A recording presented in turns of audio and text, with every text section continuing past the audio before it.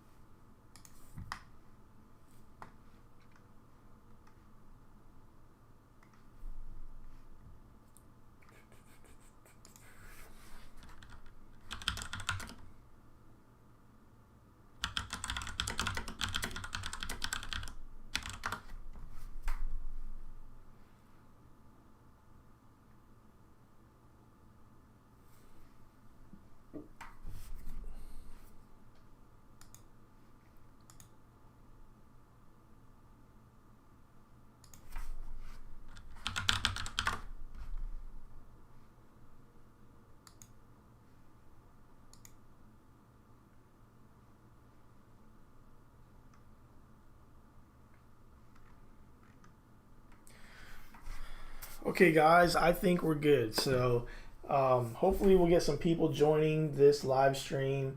And what I'm going to do is I'm going to model this kitchen that you see here and this room, this great room here for this model that I did. So hopefully we'll get some people logged in here. This is something new I'm doing. Hopefully the audio quality is good this time.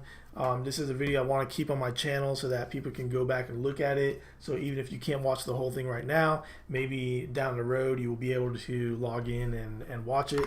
So feel free to comment while I'm doing this. I'll be glad to answer any questions or just help you out in any way if you need to learn how to model and use SketchUp. So alright, so I'll wait a few seconds, see if anyone joins. If not, I'll just go ahead and get started and just leave this on my channel for you to view later. Let me just show you a little bit of what we're doing here. This is not the file. Here we go. So this is the PDF files of the architectural plan that I'm doing. So it's a house out in the country. I designed the house, and here's the floor plan. So we have the foyer, the great room, dining room, the kitchen. Here's the master study, a couple bedrooms, bath, and it has a porch out in the back. And there's our electrical plan. It's our roof plan, which, you know, I'm not worried with we're not focusing on exterior right now. We're going to be doing mainly the interior of the house. So this is the main area I want to focus on in this video is, here we go. We have this covered front porch area, this entry foyer. Let me zoom in a little more.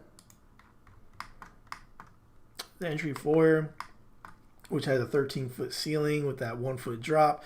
And then we have this great room that starts at 13 feet and has a 412 sloped vaulted ceiling. So we have a fireplace wall here. Some built-in cabinets, and we even have this dormer situation going on here that I want to show in the model. So let's go back to our model here, and that's what we want to model in 3D.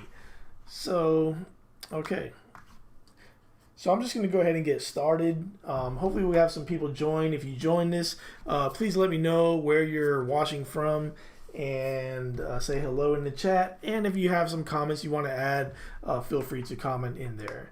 So, and I want to thank the person that told me about the bad audio before. I went on like an hour not knowing the audio sounded horrible. So hopefully the audio is sounding good right now and you can hear what I'm saying. So yeah, if any issues come up, just let me know. This is my first time doing streaming, and I hope that it's something that's beneficial for the people watching. Okay, so right here I have a little art niche in the wall that I want to make it a little larger, and I want to add about 3 foot to this base here. And it's not liking something I'm doing here. Let's make sure we got, yeah, there's nothing there. So I want to make this close in. There we go. And let's pull it out 3 feet. Okay, so there we have like this nice sunk in niche in the wall, or niche, however you say it. Is it niche or niche? I don't know. Okay, all right, so this fireplace wall is going to be the same stone as the exterior, which I believe, is that it? I think that might be it. All right. Might change that stone later. Not sure if I love it. Okay. All right, so for my fireplace, again, we can go here to underneath our house to see my floor plan that I brought in from AutoCAD. And I'm just going to go ahead and cut this fireplace out. And let's come up 36 inches. And we have also a hearth here.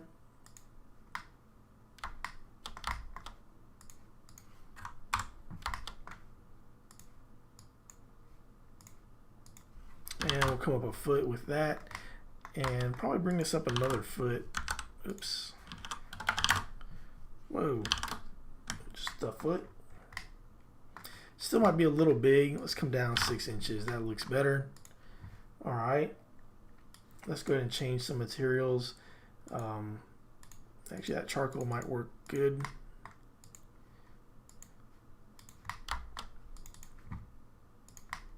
And we'll go ahead and give this a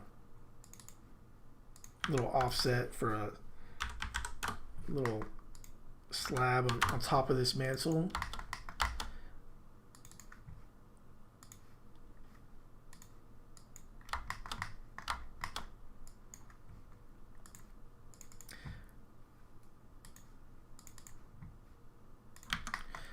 I'm not sure what I want this countertop or this top here to be. So I'm just going to add a material to it, kind of a placeholder. I could always change it out later. Let's do, yeah, we'll try this one. Make it 7 feet, change the scale of it.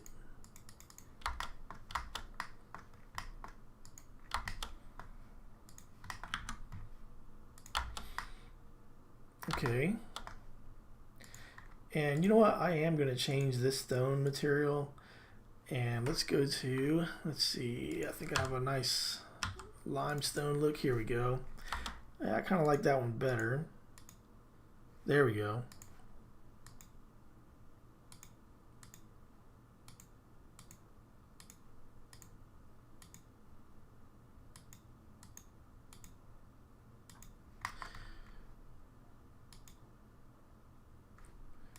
We'll go with that for now. Let's go ahead and add a wood mantle to this. I'm going to go ahead and go 4 inches out and maybe 8 inches, kind of give it a pretty thick looking mantle here. Actually, I'm going to go a bit further out. Let's go a foot out. Going to make it into a group. And let's come out, let's try 6 inches with it.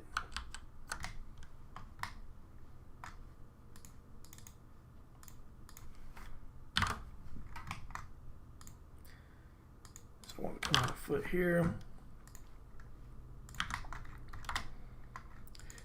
Looks a little bit too big, so let's come back in 4 inches on each side. And it might be a little bit too big, so let's come back in slightly as well. Alright, and I want this to look like more of a natural wood, so let's go find a natural wood material.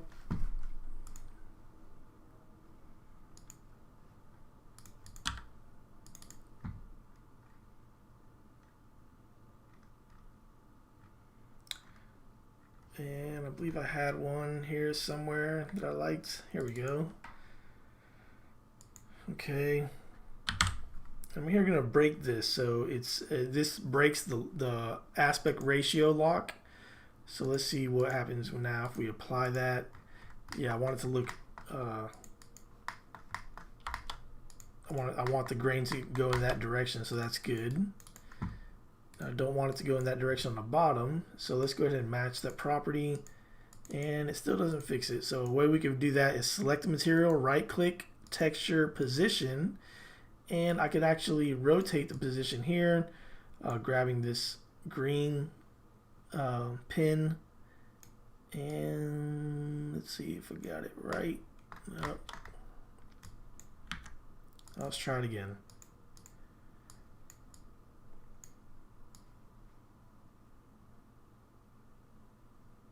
There we go.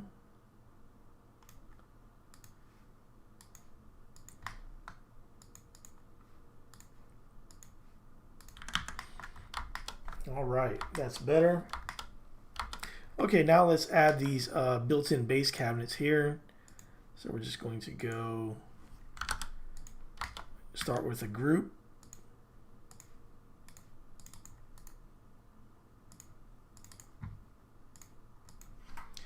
And let's go 36 inches.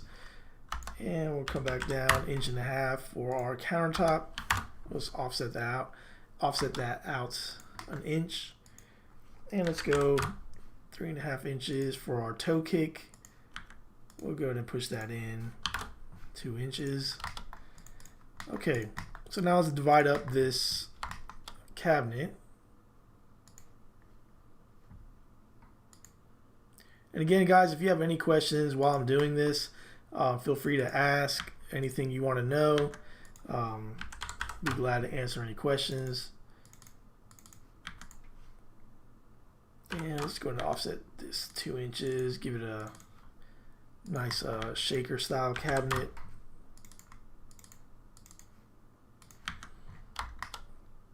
And I'm going to do the same thing on this side, so I'm going to go ahead and make this into a component, and we'll go ahead and call this the fireplace base cabinets. All right.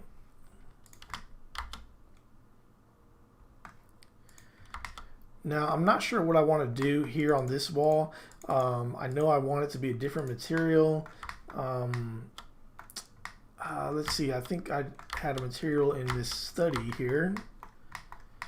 There we go, maybe this wall. Let's see, that might be too rustic.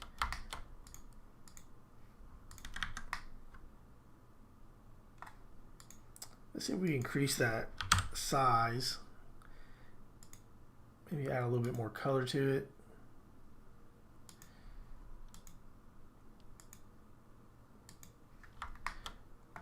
Okay, I'm not sure exactly if that's what I'm going to end up with in the end, but for now I may end up just leaving that like that. Again, I think when you're adding materials, the important thing is to add something to it. You can always override it and add something else, but for now I just want to have something on it. And let's go ahead and copy this over to this other side. It should be the equal distances. And so far so good. I am going to put a TV here, which let's go to 3D Warehouse, see if we can grab ourselves a TV.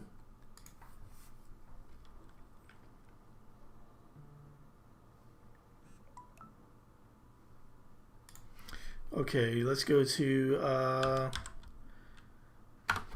let's just look for TV. You might need to find something. I want something pretty simple. This might work. Hopefully it's a flat screen. There we go. Excellent. And let me see, what's that diagonal measurement? 72, 82 inch TV, pretty big size. So I'm going to make it a little bit smaller, kind of make it match my hearth, my mantle, I mean. All right. Okay, so the other thing we're going to do here is we're going to do a vaulted ceiling at 412 pitch. So what I'm going to do here is I'm going to go over 12 inches and then come up 4 inches, and I'm going to go ahead and extend this across here. Make sure it locks into that magenta color. That means it's continuing this angle here. Okay, I'm going to do the same thing on the other side. We're going to go over 12 inches and 4 inches, so that gives us that 412 pitch. And there we go. We have our roof angle here, and this fireplace is just going to come right through it. Before I do that, I need to add my beams. So I'm going to add a 6-inch beam on the end. So this is going to be maybe a let's go with a 10-inch by 3.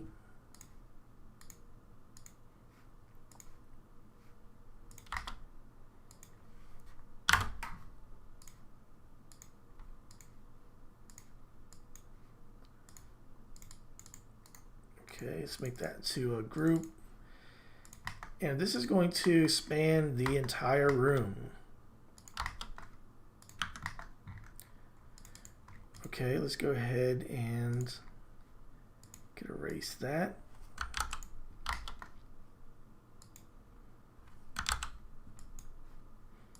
Okay, what I want to do now is I'm going to extend this across the whole room. The whole room is going to be a vaulted ceiling. And I'm going to hide these surfaces for now.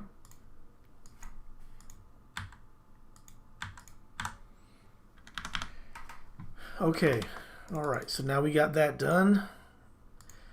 Let's erase some of these lines. And we're going to extend our roof through, or extend our fireplace through the ceiling, through the roof.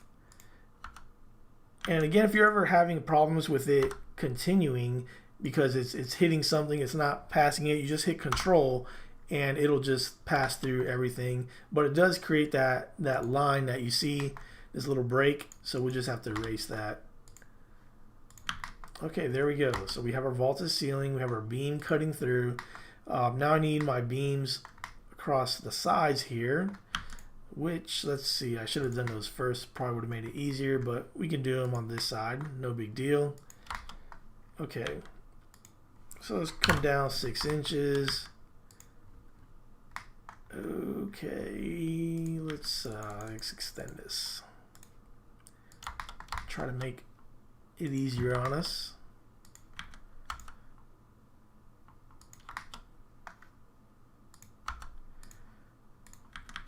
Okay, so I want to create a beam 6 inches deep, 6 inches wide.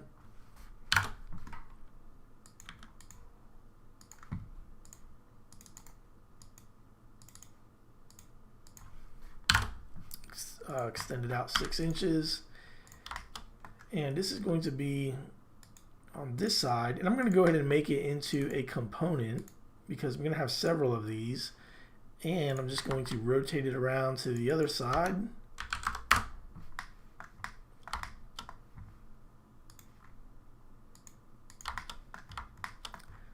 Okay.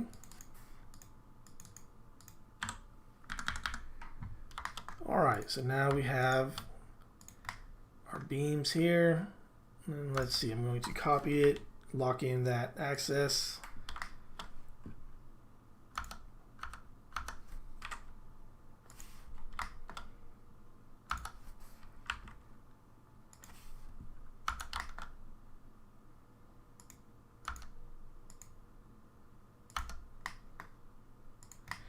All right, there I have my beams cutting across this entire roof.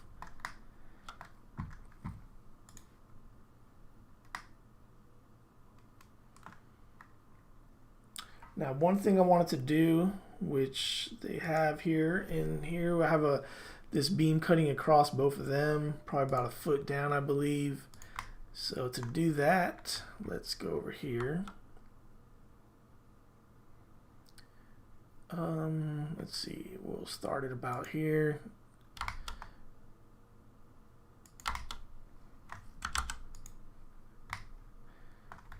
And just gonna come down a foot. Actually, let's see what's the best way to do this. That will just come across, and we'll come down 6 inches.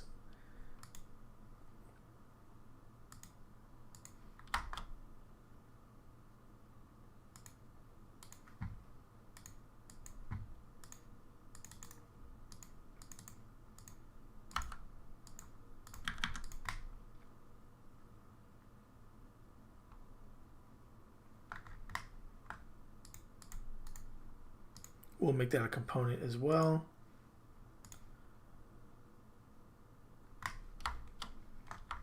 And we'll copy it over.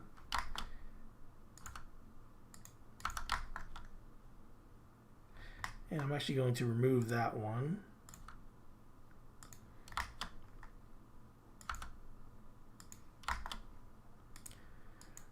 We're going to remove this one because there's going to be a roof dormer there, so that one will change. All right.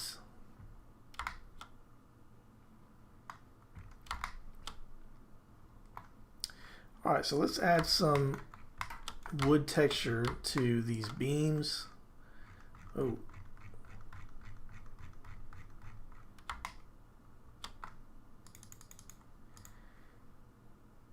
So let's go to colors, materials. We'll add a custom material here.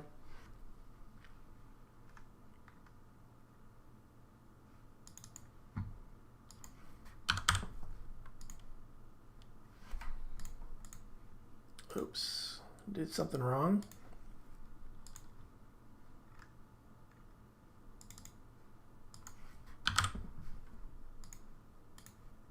All right, there we go. And let's go ahead and rotate that so we get the grain running the correct way that we want.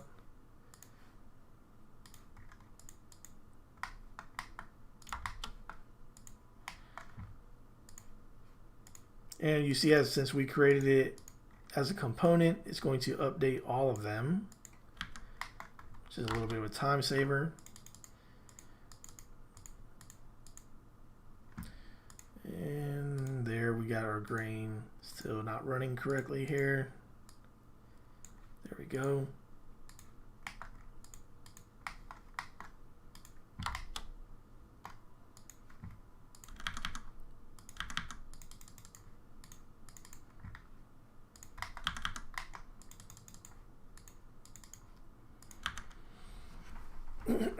Okay.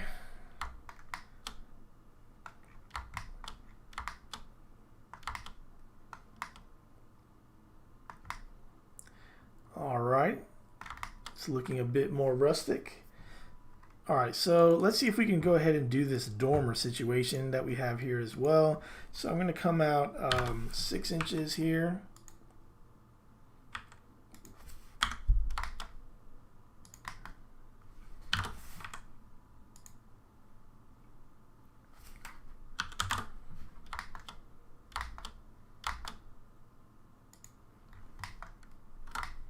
Oh, we did something wrong there. Let's see what's going on.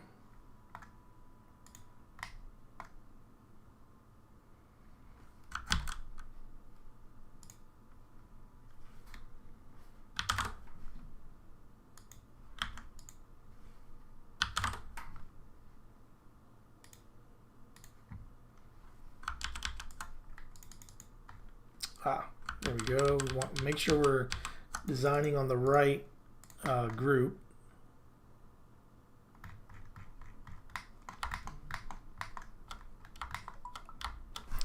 And let's see.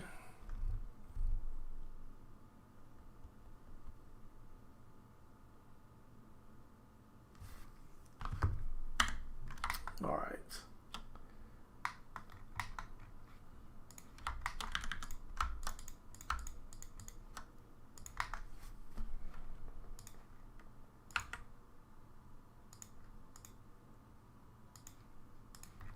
All right, so I want to make sure I have my heights correct here. So I'm going to go to my PDF file.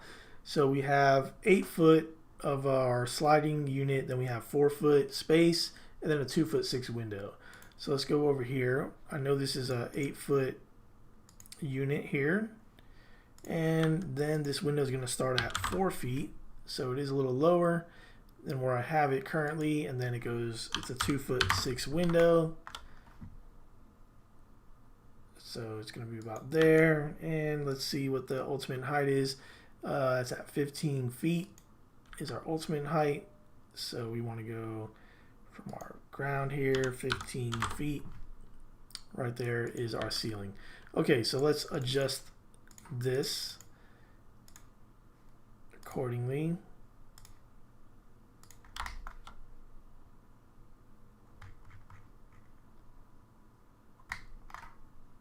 And let's see, it's not wanting to grab that.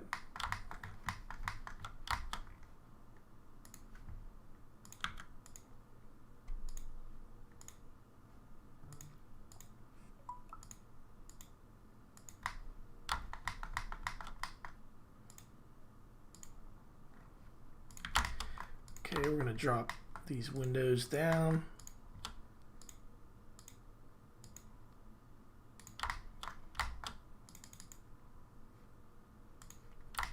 And we just want it to extend beyond it 6 inches on both sides.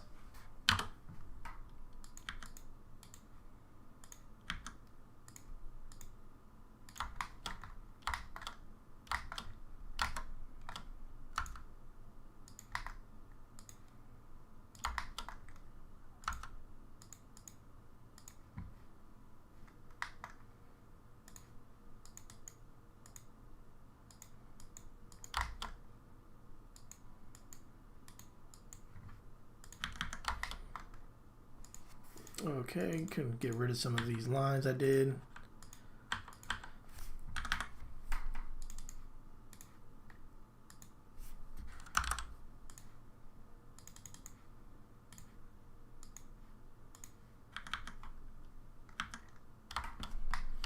Alrighty.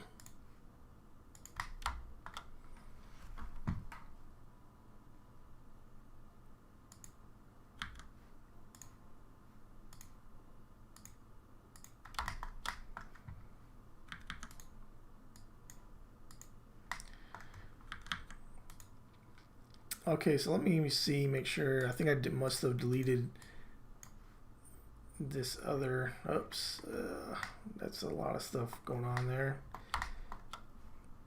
Let's undo that. What you do is create a whole nother surface here.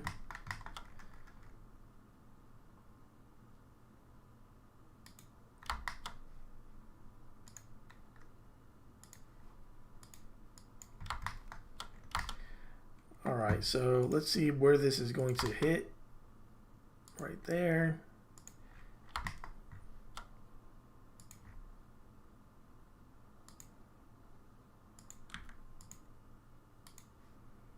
And I'm not in the right layer, I don't think. Oh, maybe I am. Let's see.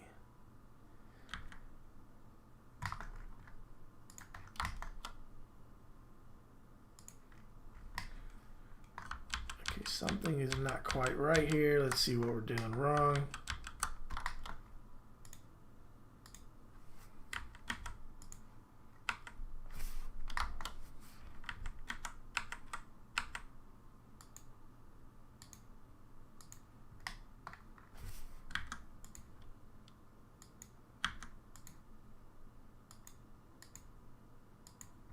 There we go.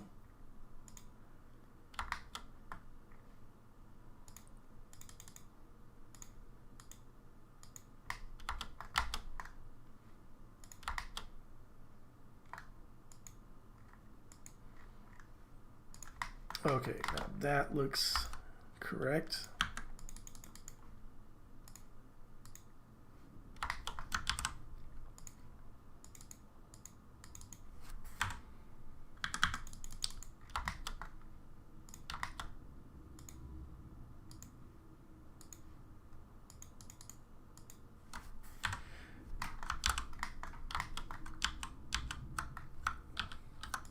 Okay, I think we deleted something here.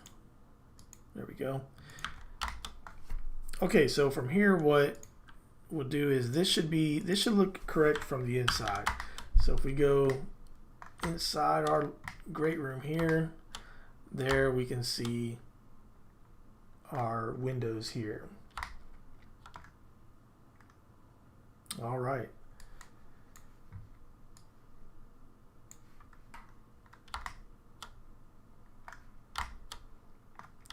It's looking like a room. All right.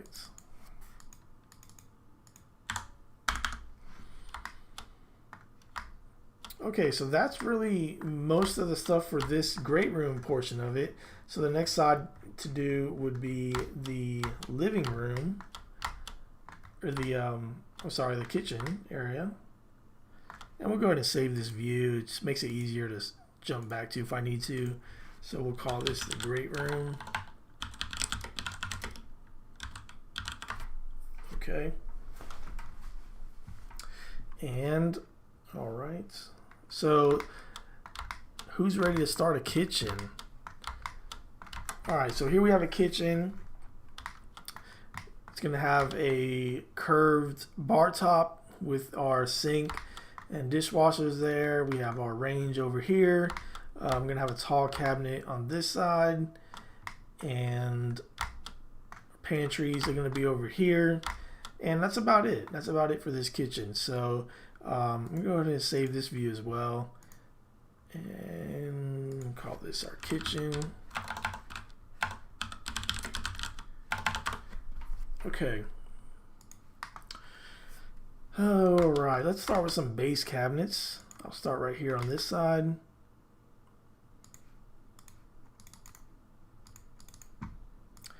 And we're going to go ahead and push this out 34.5 inches, and we're going to give it a 3.5 inch toe kick area. Push that in 2 inches, and I'm going to go ahead and give it a 3/4 inch gap there, and I'll just make this a 2-door cabinet. And we'll go ahead and make these inset cabinets. And we'll go ahead and offset that 2 inches. And we'll come in 1/2 inch. And there we have a nice shaker style inset cabinet. I'll make that a component for now. And let's see if we can copy this same one to the other side. Right there. And let's see if we're lucky enough to get them to fit perfectly. And yes, we are. How about that? They all fit nicely. Okay, so this is going to be a tall cabinet here.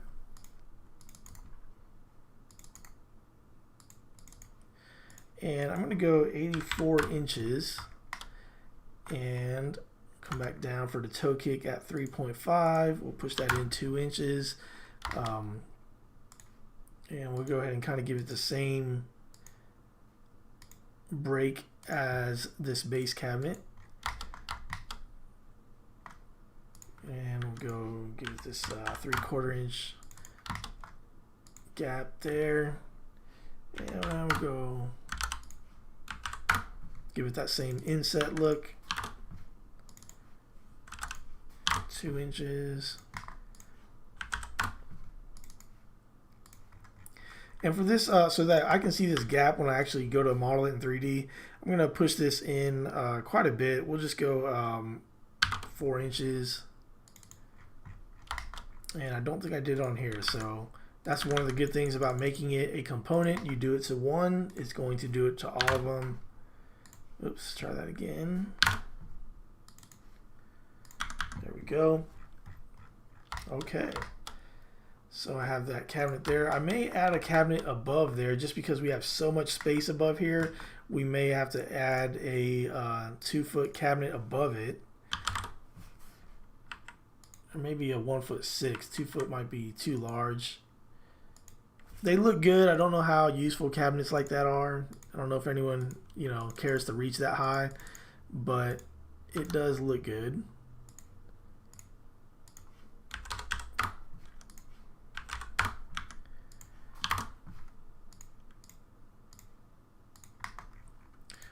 another thing I'll do here is I'm going to push this in, and let's see. So I want to make this a glass door cabinet. So I'm going to go over here to materials.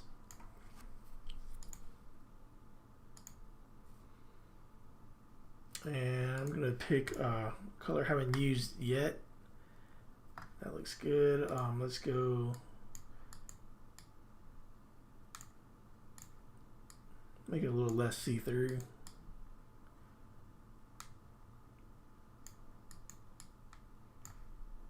Okay. Again, I'm not worried about the colors right now. I'm not setting anything in stone for the colors. Okay, and I probably will do a surround for this refrigerator, and then I believe this is a 36-inch range area. Yes, it is. So let's go ahead and find a 36-inch range from 3D Warehouse.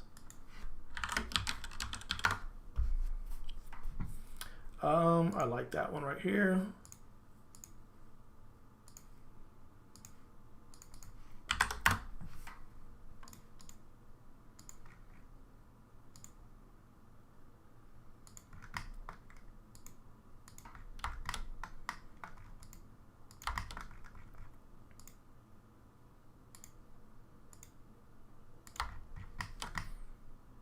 And that fits just right.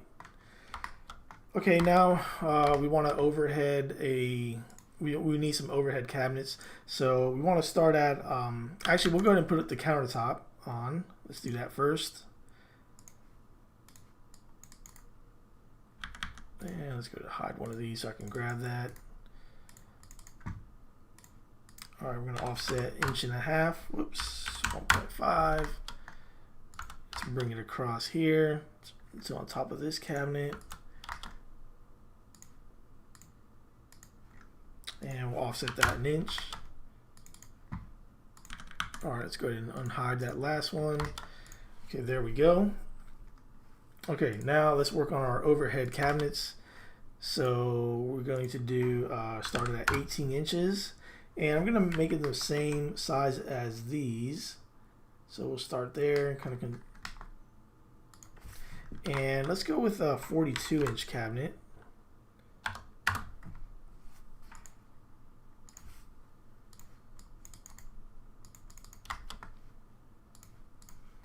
And we'll offset that 12 inches.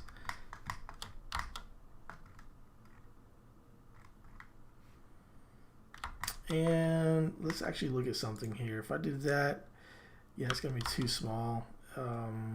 If I go all the way here, let's see what size that is. That is a 4'6". Yeah, so we'll start here at this size. And let's go ahead and break that up. Actually, let's break this up first. Let's go 3/4 inch, and then we'll break this. Let's go ahead and do just a 0.1, and then we'll offset 2 inches for our shaker style, and we'll go ahead and inset this 1/2 inch.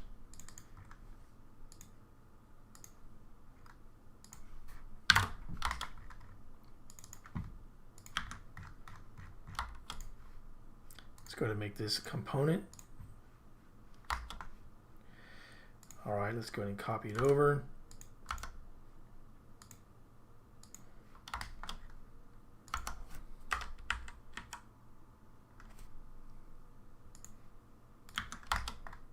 Okay, there we have our cabinets.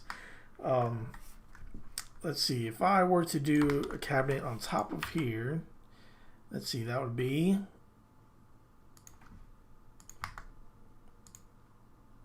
at 1 foot. I don't want it to be that small, so let me just think about this here. So 42, we can come down 6 inches, and I don't know if I want to go smaller than that. They kind of look kind of small. I'm not going to do that. Let's go here. We'll go ahead and just make these taller. We'll go another foot. We'll make these 2 feet. And actually, instead of reinventing the wheel here, let's just copy this over. right on top of here. Let's make this a unique component. I'm going to double click and let's come back down. Let's see, right there, that should make it 2 feet. All right.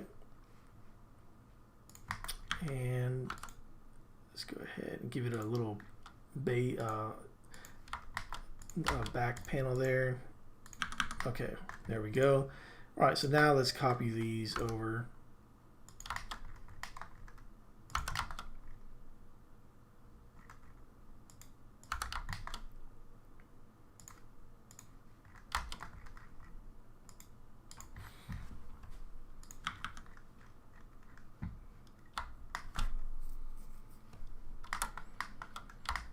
Okay, where'd my kitchen go? Here we go. All right. Okay, that does look a little tall, so let's bring it down. Let's bring these down 6 inches.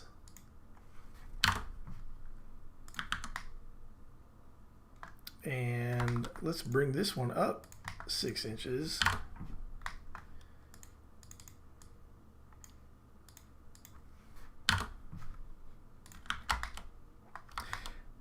Something I'm still not liking here. I guess I'll have to bring this one up a bit more.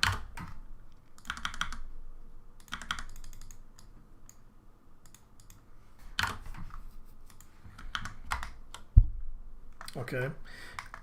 And we need a cabinet for our refrigerator. So I'm going to go ahead and grab this and I'll modify it to fit.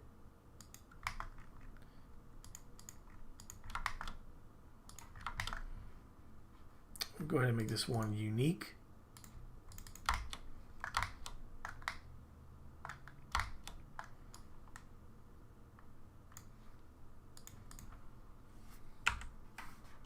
Let's come out 12 inches. And let's see what our distance here is in between. 6 inches. So if we stretch it 3 inches on each side, should be good.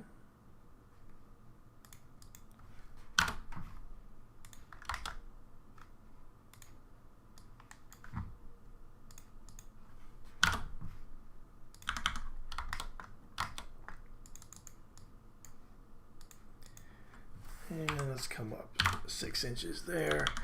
Okay, now let's pop in a refrigerator. Let's go to 3D Warehouse.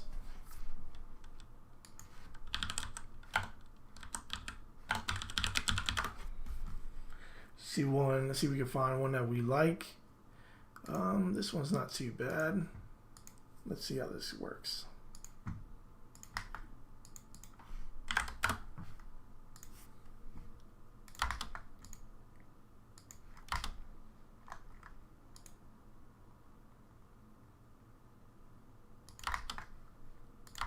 And we can bring this down probably 6 more inches.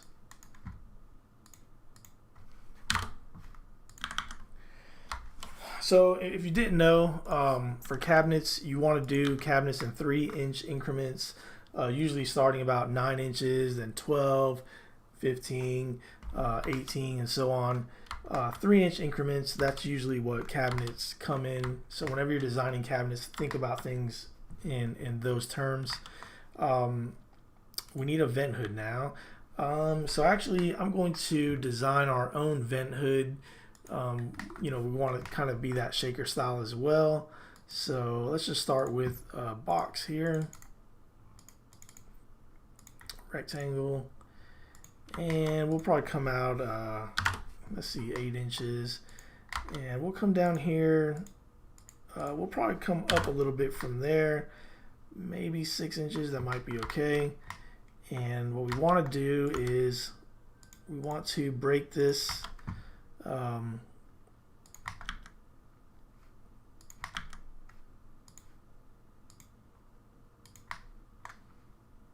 we go. Let's offset this 4 inches. Actually, let's go to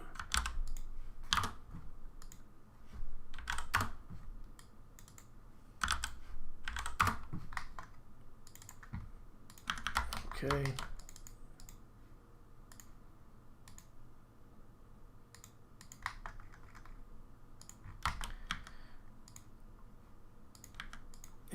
for this, we will just go give a little bit of a reveal on the size. We'll put out 2 inches.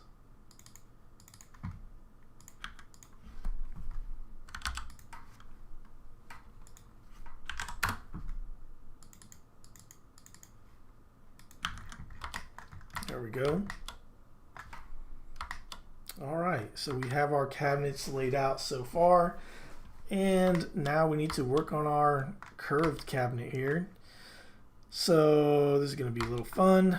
Let's first start with the wall, and first we'll just start creating a group here.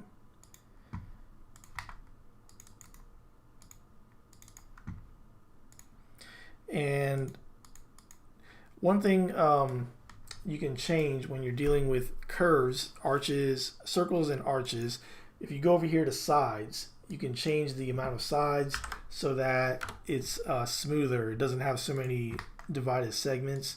So if you ever wonder why your arches have all these rough cuts in them, they just look choppy, change that increment, raise the increment higher so that it creates more divisions and it'll look better.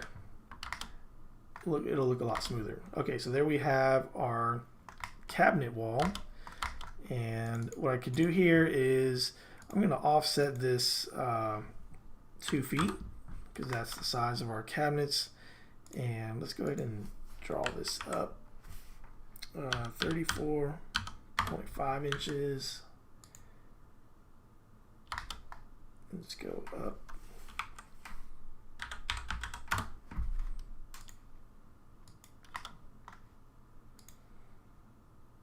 Let's see.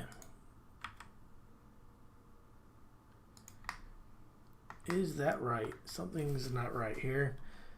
Let's see. Well, why don't I just use the CAD plan to my advantage, and we can just trace what we did here.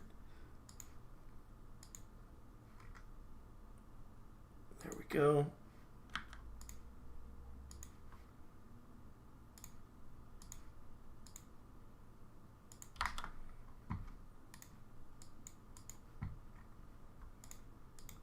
Okay, and one thing I know is this is the countertop, so I need to offset this 1 inch, and that should be my cabinets.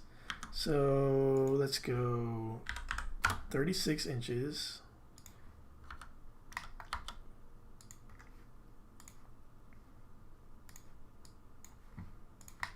And we'll come back down 1 inch. And I could get rid of this. Whoa. Well, theoretically I could.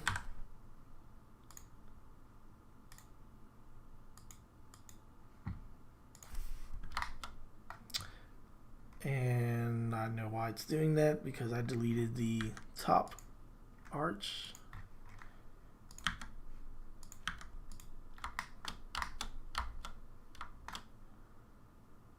There we go.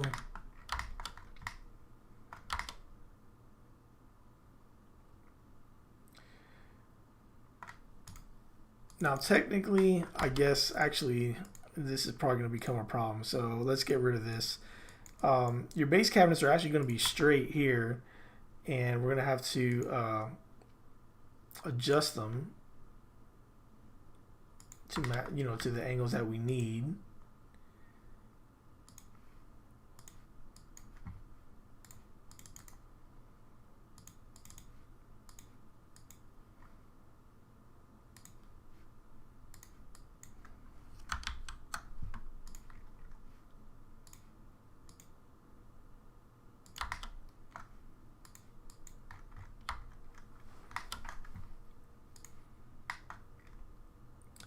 Alright guys, if you just tuned in, I'm just designing this interior space, this great room, this kitchen. This is for an actual client that I have, and just wanted to show people how I go about creating these, just in case you're trying to do it on your own and might need some help or some ideas, some pointers. If you have any questions, feel free to write something in the comment section, or or let me know where you're viewing from. You know, it's always fun to know where people are tuning in from. And yeah, if you have any questions, just shout out to me. So, okay. So,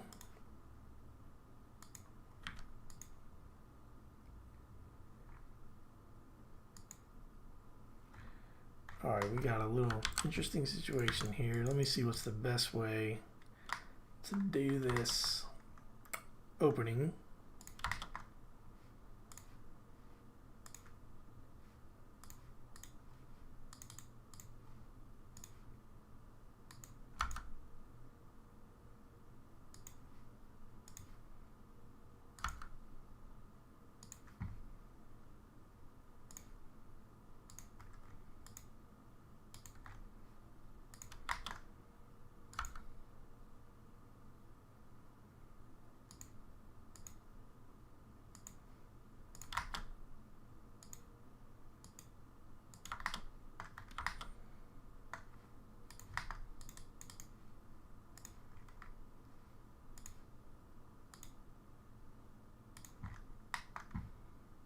Okay, so let's see if we can get this to work.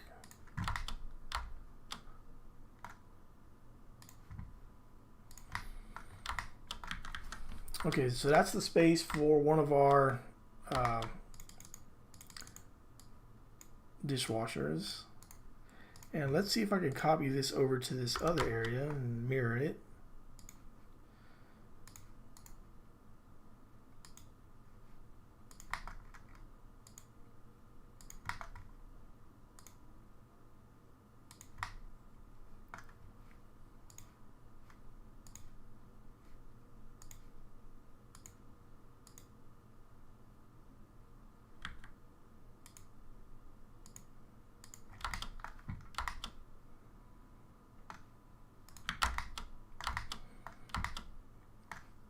Okay, let me find some dishwashers to pop in here.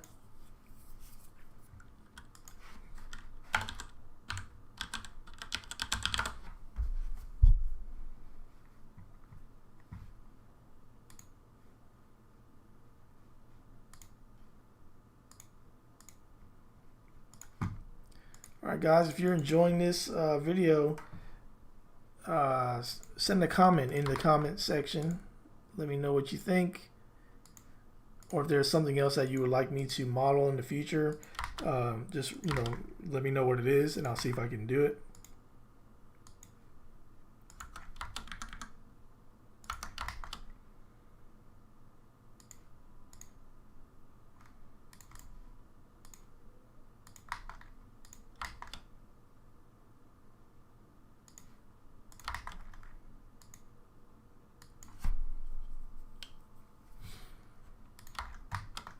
Alrighty.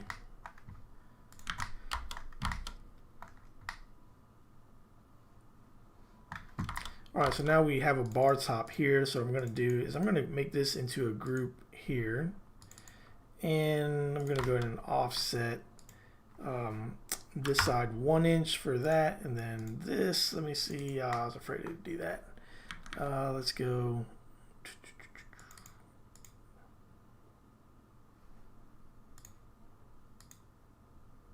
There we go.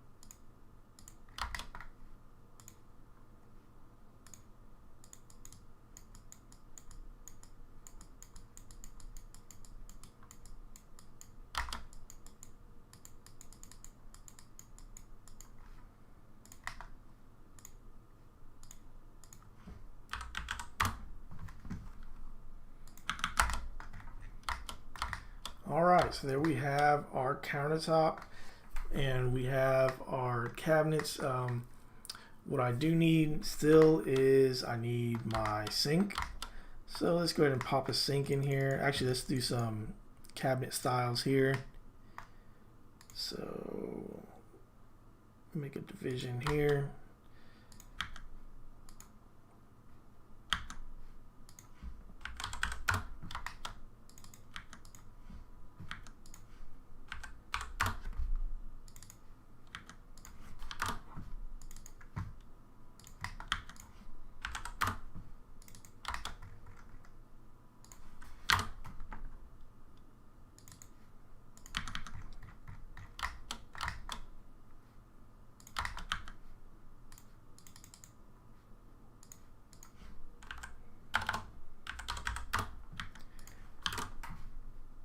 And these might end up just being decorative panels here because it's so narrow.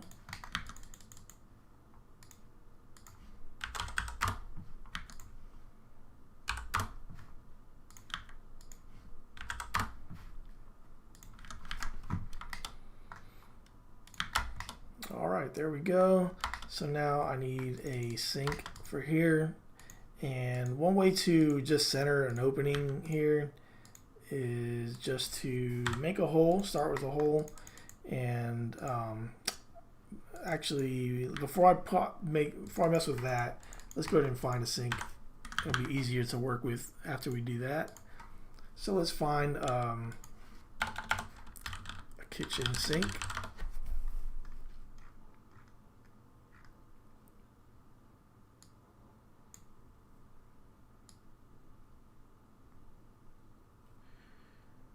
So we can find a good size one.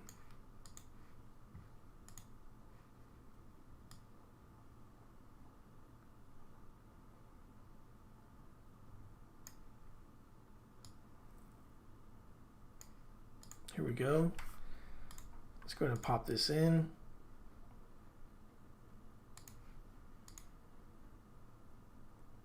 This one might be a little big, so I'm going to narrow it down slightly.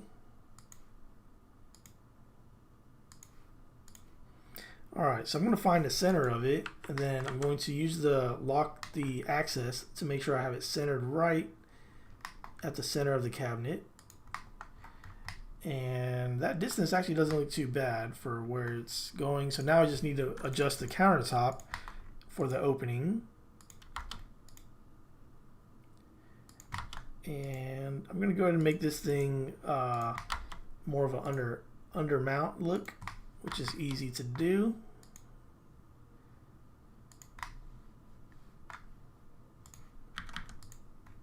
And I think I may still need to make it a little smaller.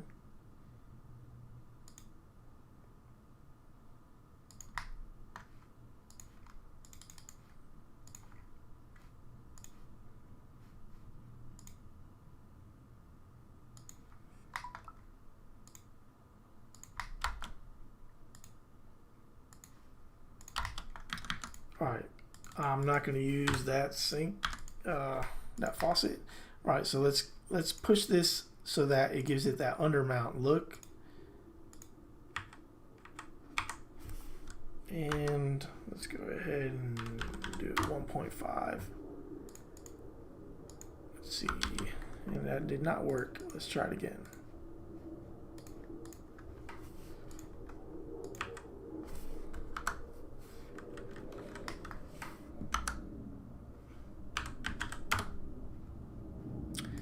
I don't think it's letting me do it. Let's see.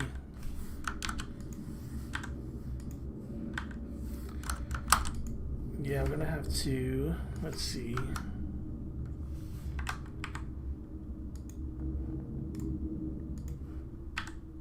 There we go. Okay, so now let's find a faucet for that.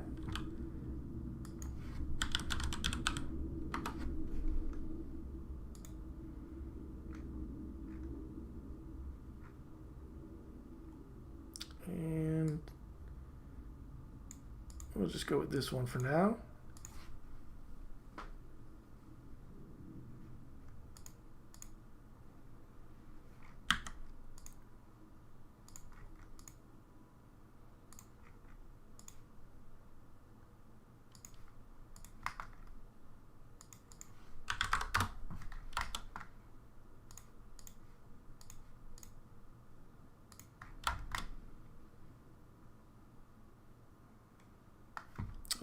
there we go. And let's clean up some of these walls here.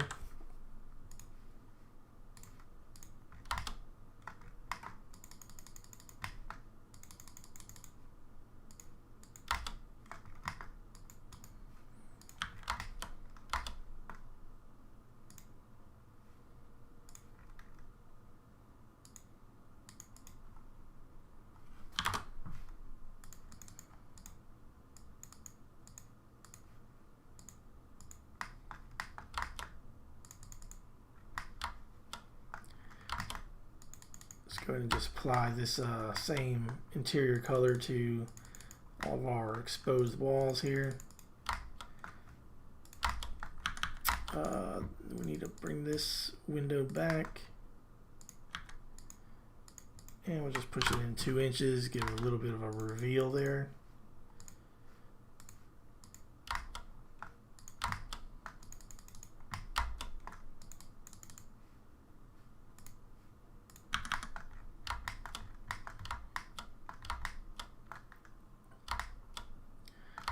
All right, looking good so far.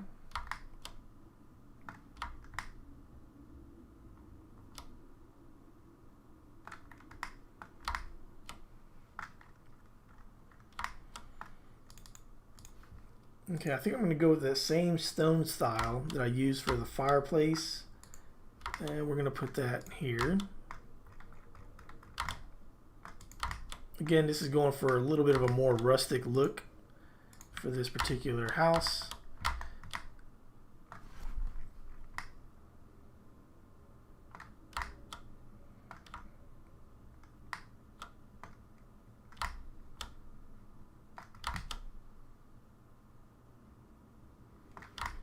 Okay, and let's go ahead and create a little art niche here above the fireplace. Let's go ahead and push this in a few inches, and let's make sure we get it centered. So I'm just going to go from the center here, and let's try 2 feet on each side.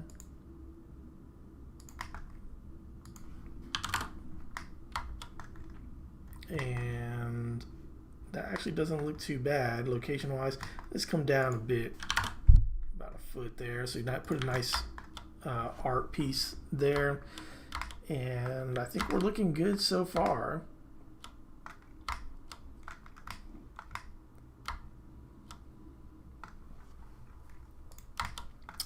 I do need a door for my pantry, which I'm just going to use the same door that I used for my study room. And that actually fits perfectly. Let's go ahead and adjust some of our colors here.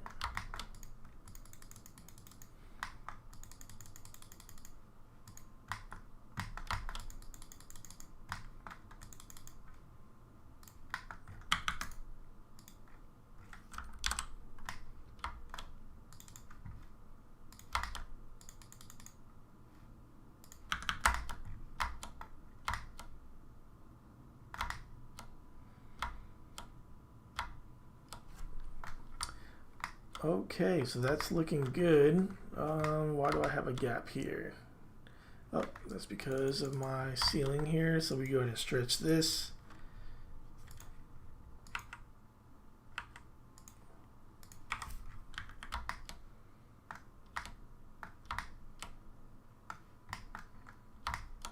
All right, so we're looking good.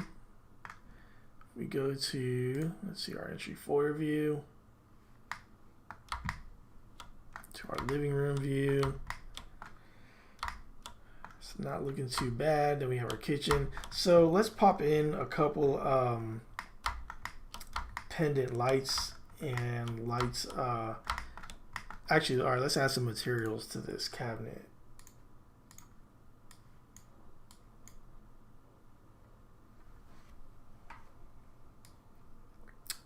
Oh no, we crashed. So hopefully that's not too bad. Always remember to save, but you know what we're gonna do is we're gonna hopefully find this file, and hopefully it will not be too far off. SketchUp does a pretty good job of saving as you go. Let's just hope that's the case right now. All right. Yes, let's do the recovered version. That's a lesson to you. Always save your work. All right, pretty good. Just need to add this material that I did here.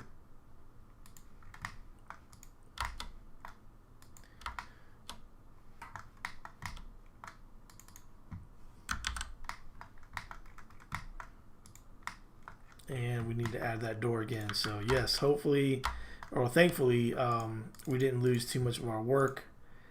And I need to save more often.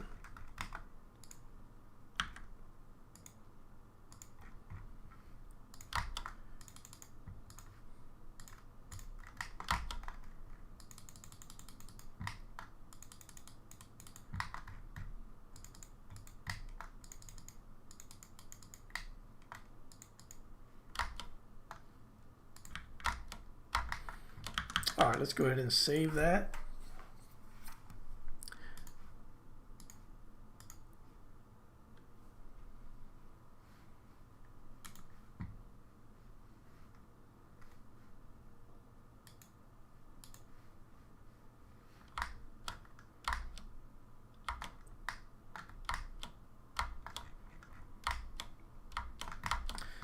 Okay, so let's add some cabinet material to this. We'll just pick something. I'm not sure what I want these cabinets to be yet. I'm not sure if I want it to look a little more rustic, giving it just some kind of a wood texture, or just a smooth painted color. So I think I'm just going to go with a smooth color for now. Let's just pick something. We'll just go with something for now. And again, you could always change your colors, your materials, as long as there's something applied to it and it's not just the default color. And my countertop, we'll go ahead and change that to something else. Let's go to materials, countertops. Again, these are just materials that I've saved just throughout doing work that I like. But you can always find more at SketchUp Texture Club or wherever you don't want to go. There's a lot of places on the internet where you can find some nice textures to use. Let's see what this looks like. Again, this is something, this house is going for a little bit more of a rustic look. Let's see, I'm gonna have to do something here. So when you have a situation like this where we have all these breaks in this countertop, let me move this out of the way. So a way to fix that is I'm going to highlight, actually it's already a group, so that's good. So I need to adjust the smoothness of it. So I'm going to go over here to soften edges, and you can hit this, and there, see, it already fixed that. So now it's going to treat it all as kind of one surface. So that's very helpful when you're dealing with something like that with lots of faces and you don't want to just select each one. You can just smoothen it out, and that might help the situation. That looks, I'm not sure if I like that too much. Let's see if we can try a different countertop.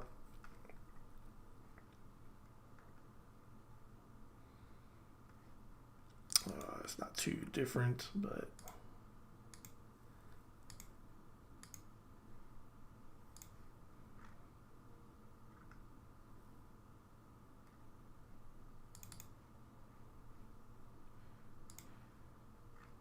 again, I'm not an interior designer.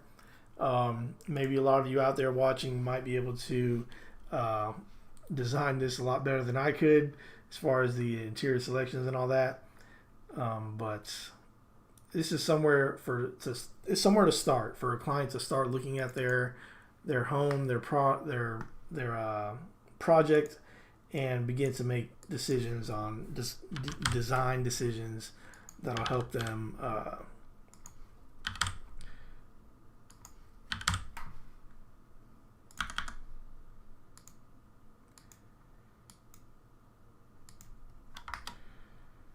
yeah, I think I'll go with that for now.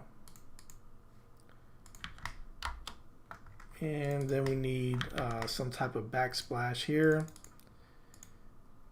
So what we're going to do is we're just going to go ahead and create a surface here.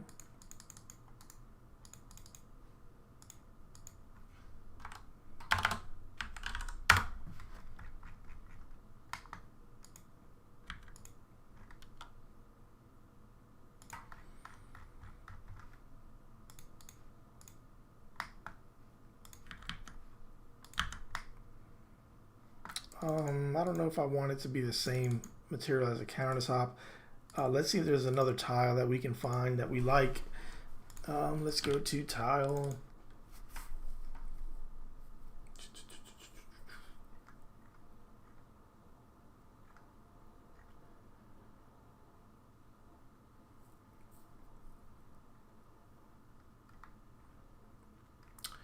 Oh, I think I saw one I liked and it jumped away from me. Where'd it go?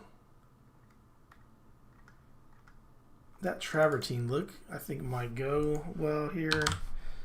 Let's see.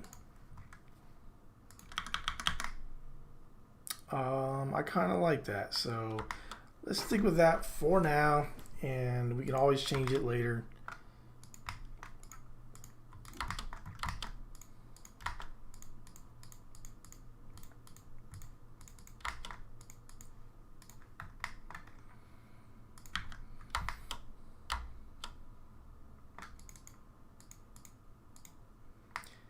And I think I did something wrong here with my ceiling, but we can grab this color that I'm going to use for my ceiling here. This is not the color I'm going to use for the ceiling. This is just what I like to put on there so I can see that I've applied a material to it. And then, you know, it's probably I'm just going to white it out later so that it's a white ceiling. But sometimes it's hard to see what's white and what is just what is the default of SketchUp. And here's another thing I figured that we missed when my computer crashed. I lost my opening here, so we got to do that again. So let's create that bump out or inset. I mean, we're gonna go here and go 2 foot out.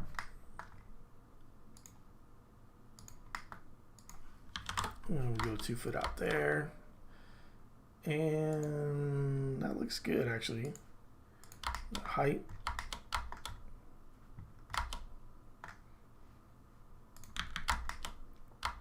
Alrighty.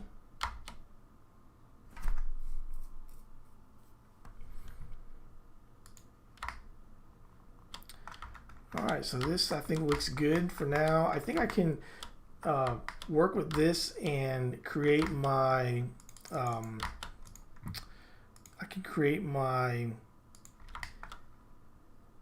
rendered views of these rooms using the information I have so far.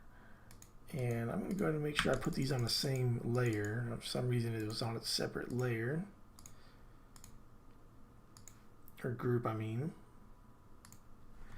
So right now I'm just getting the center of these because I'm going to place some can lights here. So what I want to do is, okay, I got to break them.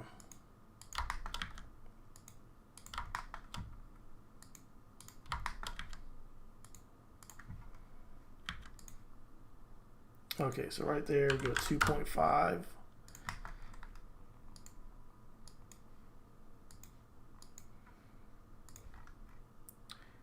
And we can grab the center of it right there. I'm gonna hit Control to make a copy. Whoa, too quick.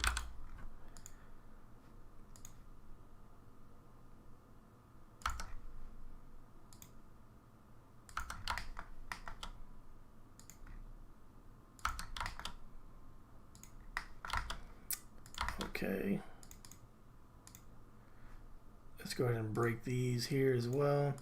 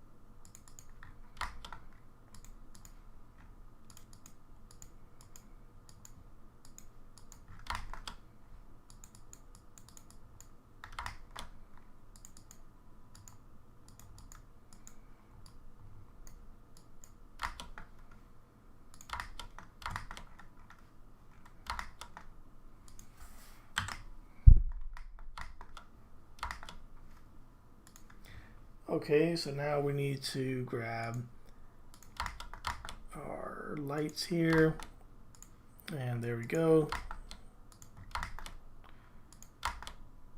Whoa, that did not work there.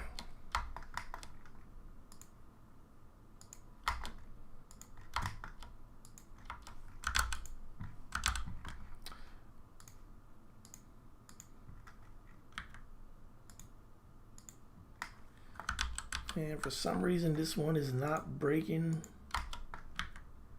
like it should.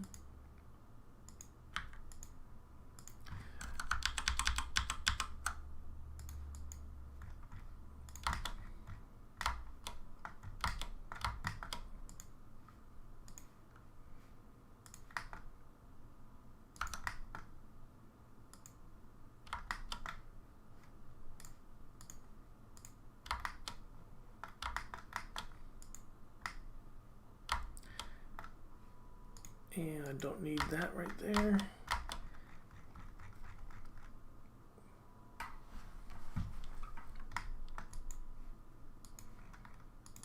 Okay, so here we go.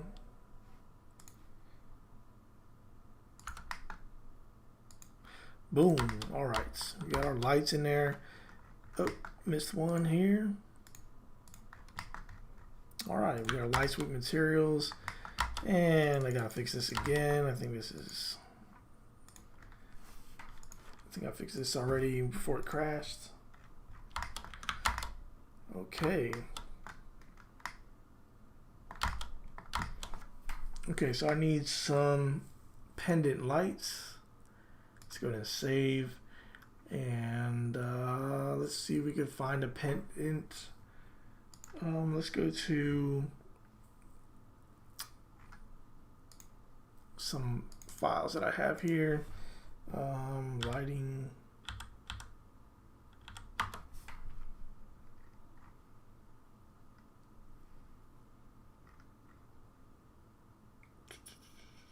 Oh, here's my ceiling fan.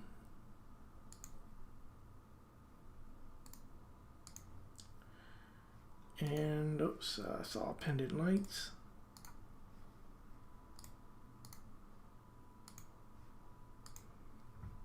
I don't like that one. Let's see if there's another.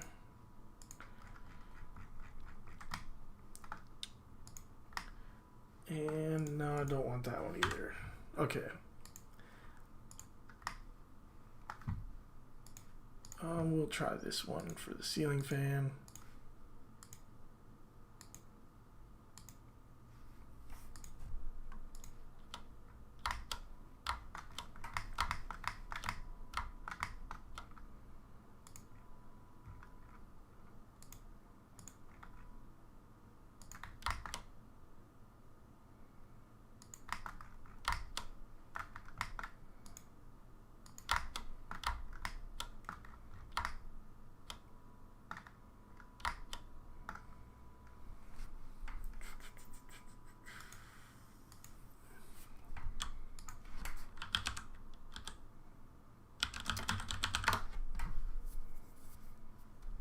We need a nice pendant fan for here. Pendant fan, pendant lights. Let's see.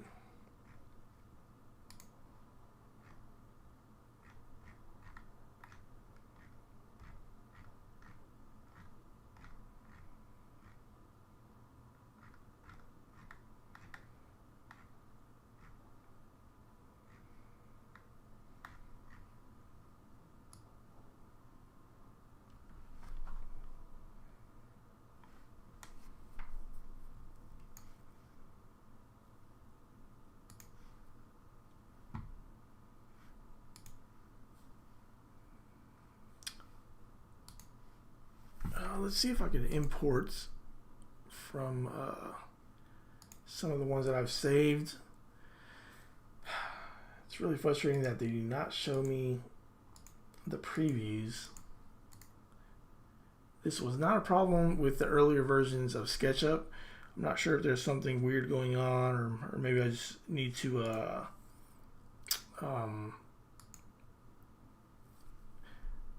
check my computer to see what's going on.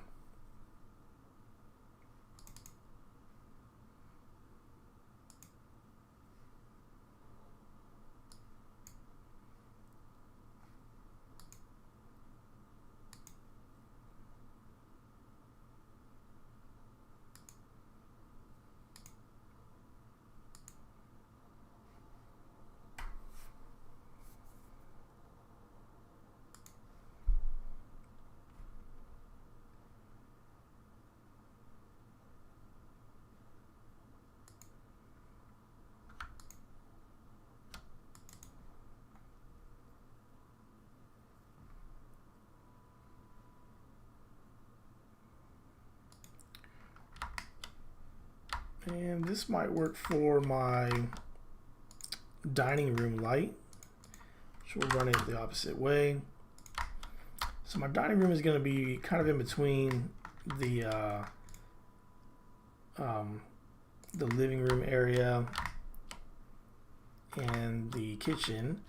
So let's see if we can grab this. Whoops. Let's see.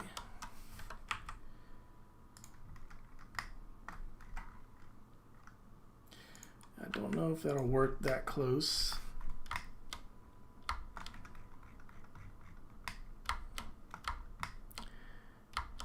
Yeah, that might not work. I need something to be a little bit farther.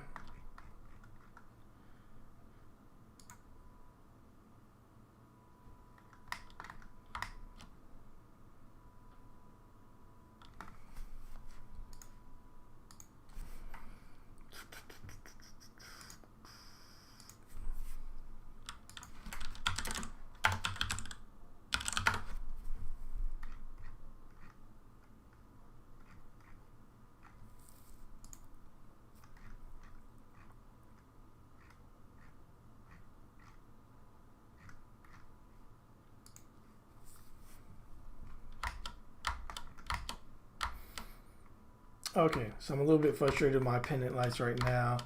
I don't really want to open up every one of these files to find the one that I wanted. Let's see.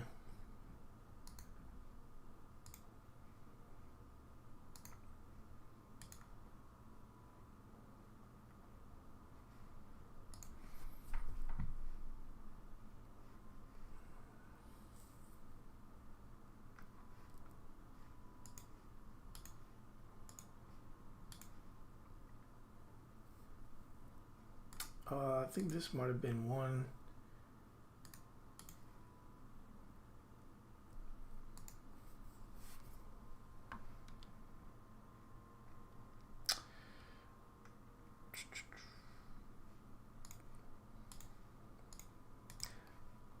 Let's see if we can use this one in our model.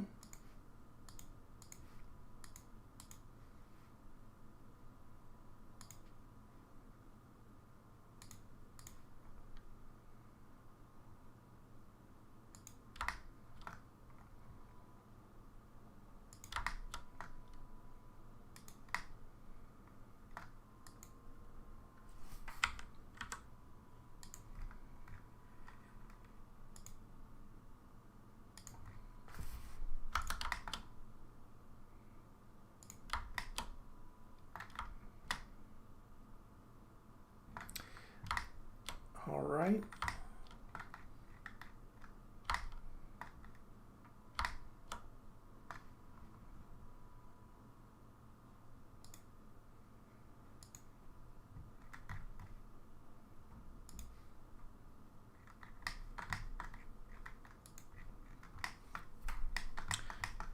I'm not seeing anything in this file.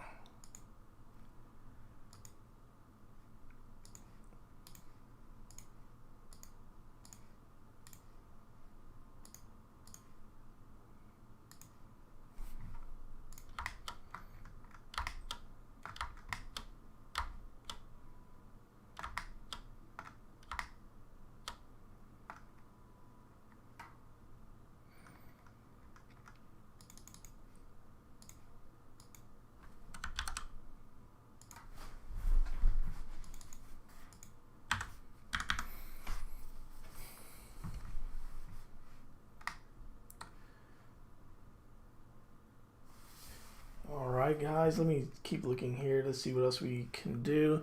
Let's see.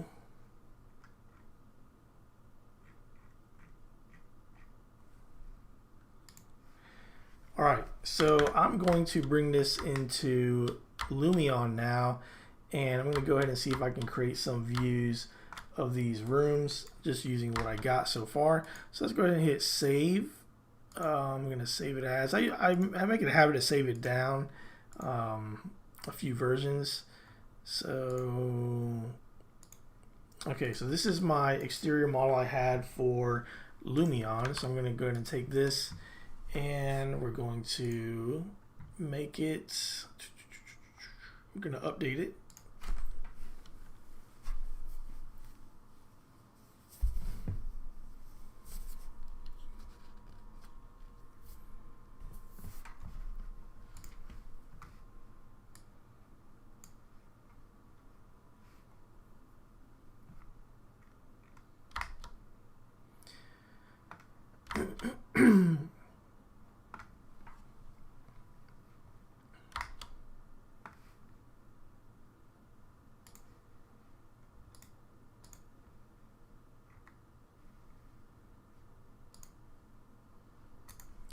All right, so there we go.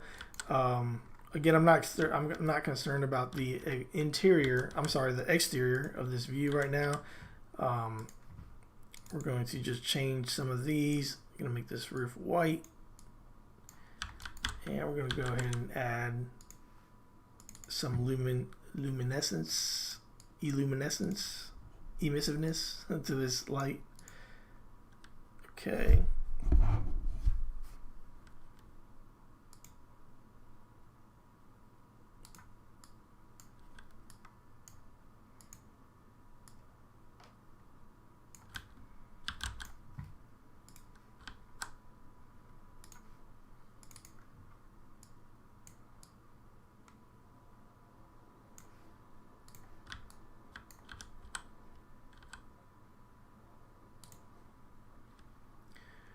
Okay, so I want to add a light here. So what I'm going to do is I'm going to place a fixture here.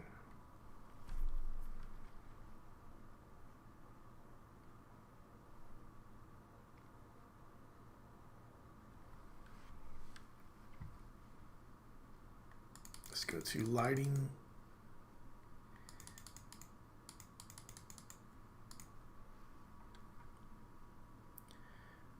And let me see if there's a light that I can use that might work for this house. That's a floor lamp.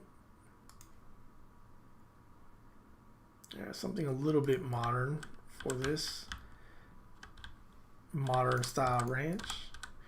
And you can see there's some lights that are showing that's cracking in between there. I'm going to show you how to fix that. You know, you may have seen that in some of your models, but there is an easy way to fix it, and I'll show you that back in SketchUp. Let's give this a little bit of a color to it, colorization, make a little bit of a warmer light. And here I have an overriding, so I'm going to go ahead and actually let's back that up, and I'm going to have to select this again. Two stones, so limestone I had, and kind of give it quite a bit of relief, and we can change the color.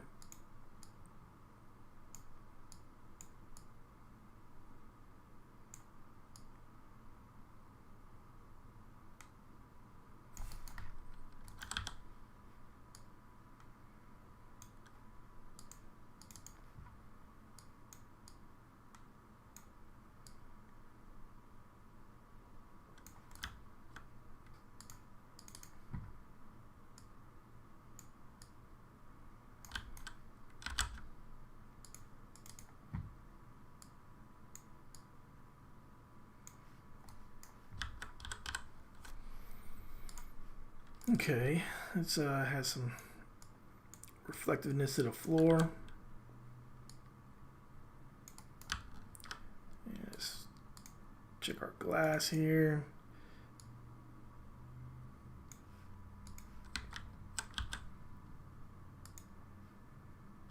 All right, that's fine. So everything is going to have some degree of reflectiveness to it.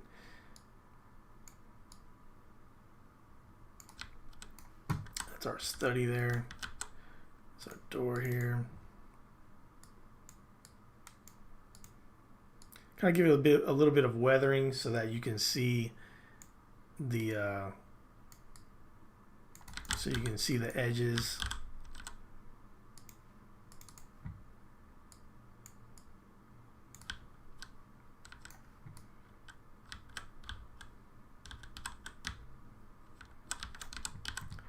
And these look a little bit too bright. I kind of want to make them look a little bit more rustic.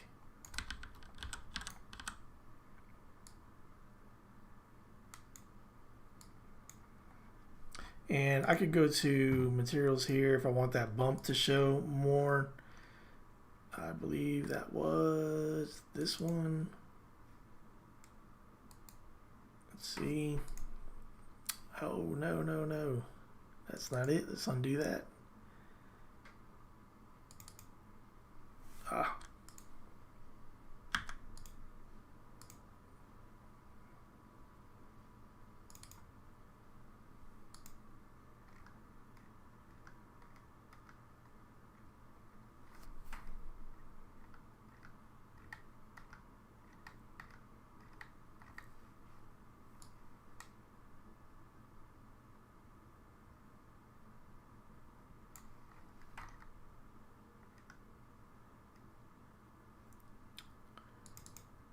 Here we go.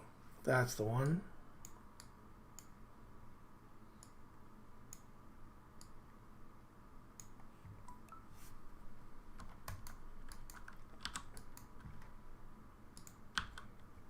Okay, we got that.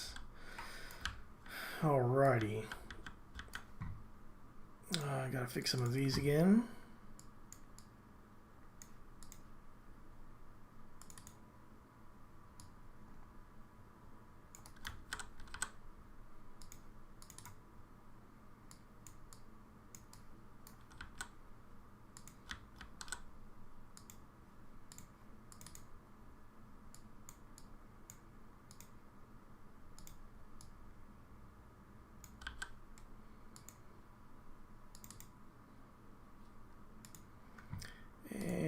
This is a wall texture that I had.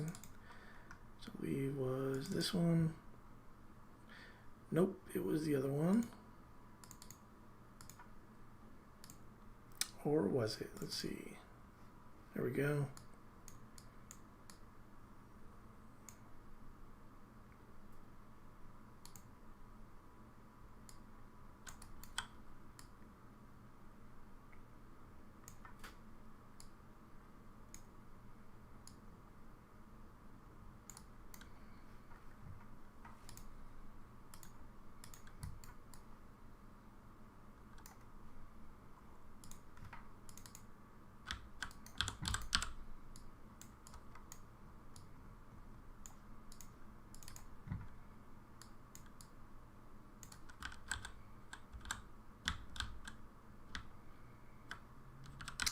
Okay, so let's add a little bit more furniture to this area.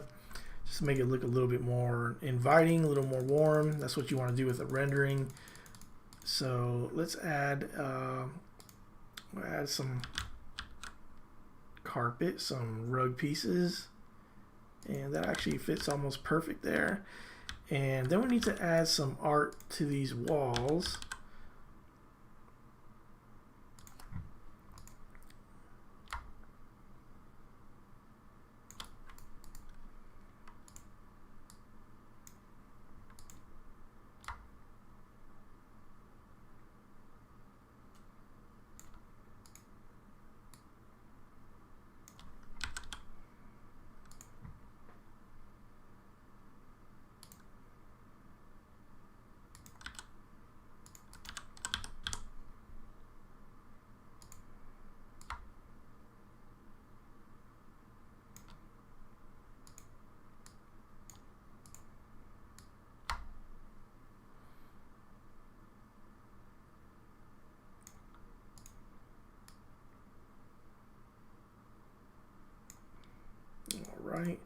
I'm gonna change the color of them a little bit. I don't know if I want them to look so colorful.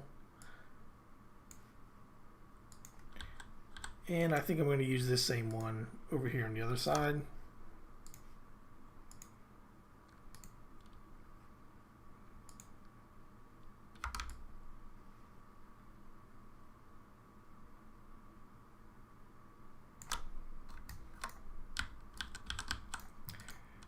And I could probably use this one for this side.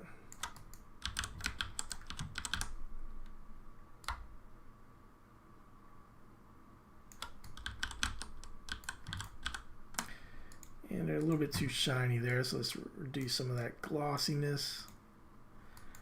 There we go. All right. Now let's add some floor plants.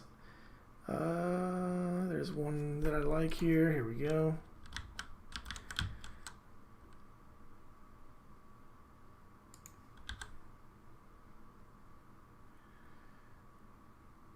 Let's see.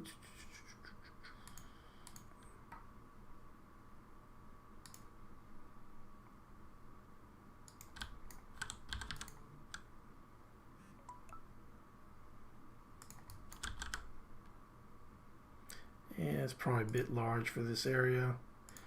This might work better.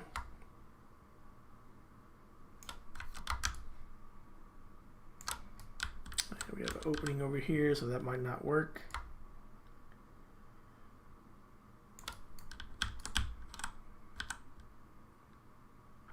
Okay. All right, now if we go to lighting, could add some of these new Omni lights that Lumion 11 has that actually cast a nice shadow. So I'm going to go here and increase the brightness so we kind of see what's happening with it. And then we do the shadow exclusion zone. And let's go ahead and pop it a little bit lower than the can light.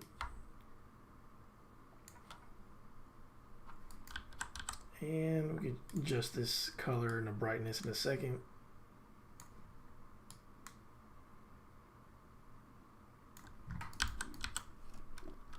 Excuse me. And here we go. Here, copy this right there. And we can add one right here where these lights are. And this is where that shadow exclusion zone comes in quite handy.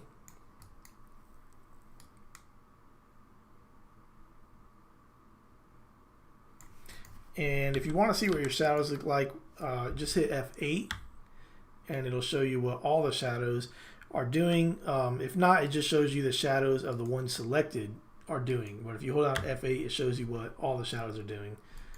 So I think that looks pretty good so far. Okay, and let's go to Shamir. How you doing? I just saw your message there. I'm doing good. Thanks for tuning in. If you have any questions, just hit me up. Just modeling this in SketchUp and now Lumion. So let's see if we can get this done. So let's add some furniture. Actually, let me do something here. We'll add some weathering to this material.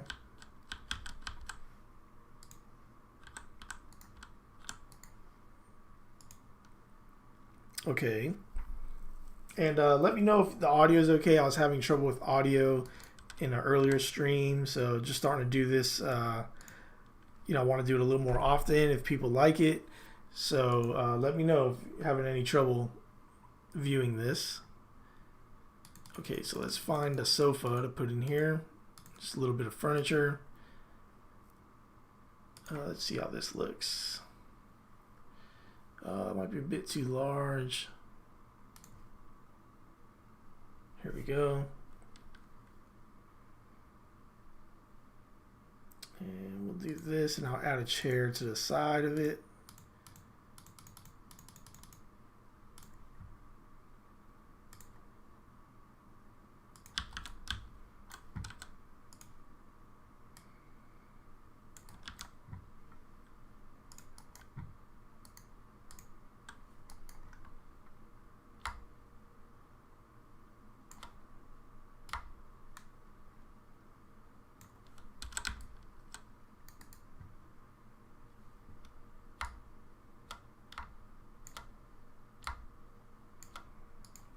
Let's go ahead and add a larger piece of rug here.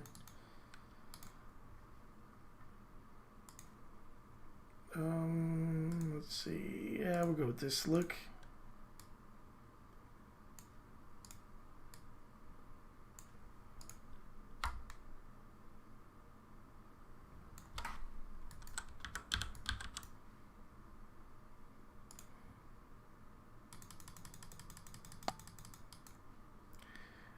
And we can add a table behind here.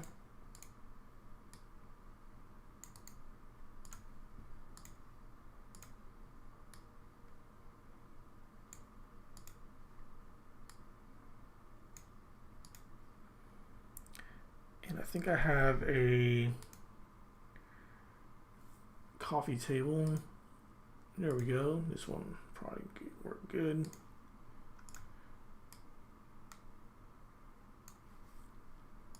We can adjust the color, give more of that rustic look. There we go. Probably do the same here.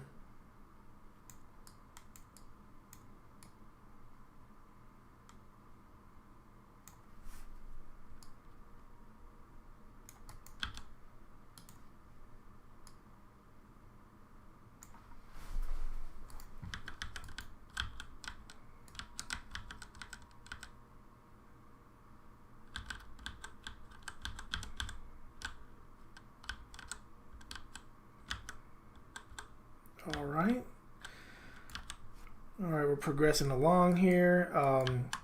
Probably do some artwork on these walls here as well. Probably should have some shelves there, but for now, let's just throw some artwork and see if that'll be enough for now.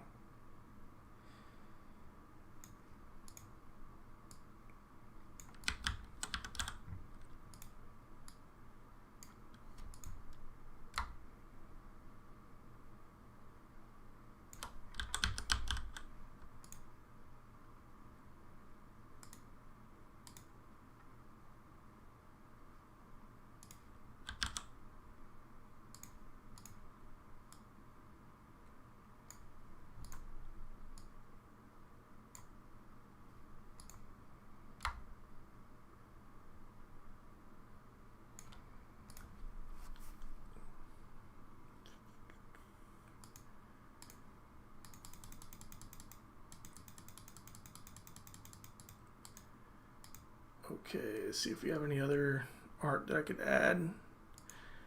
Actually, this one might work. I might just have to rotate it.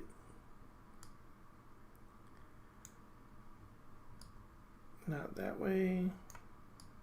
Not that way. This way.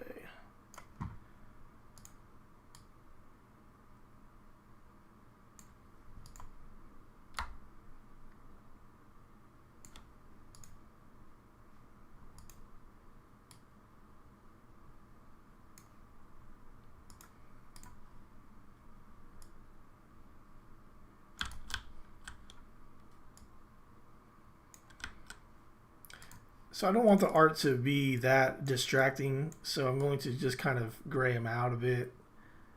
And let's try to make them look a little bit more even here.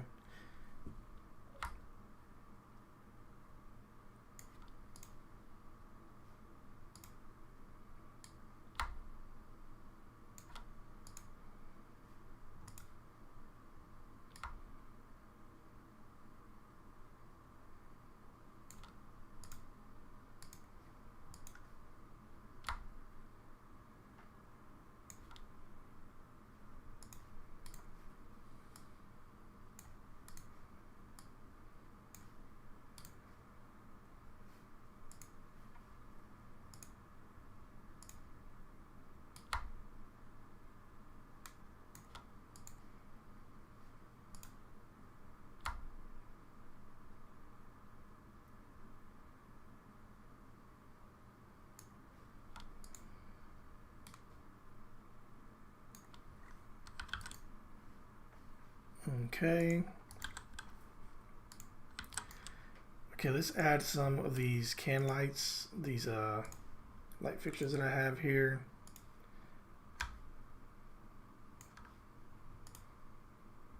So I want them to be a little bit off from the wall so it casts the shadow properly. And let's go to move.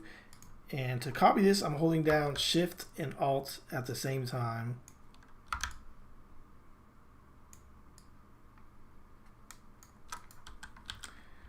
And these might be a little bit too bright for this area.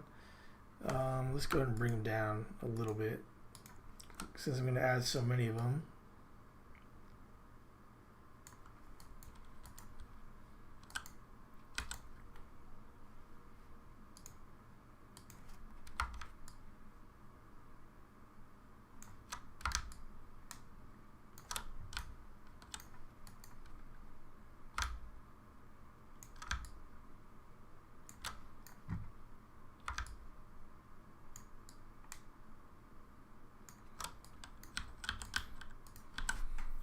All right.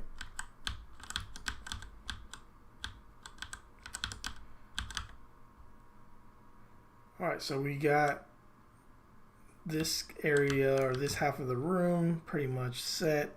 We can add a little bit more furniture if we want. Maybe add some more pictures. Let's see if there's somewhere I could add something.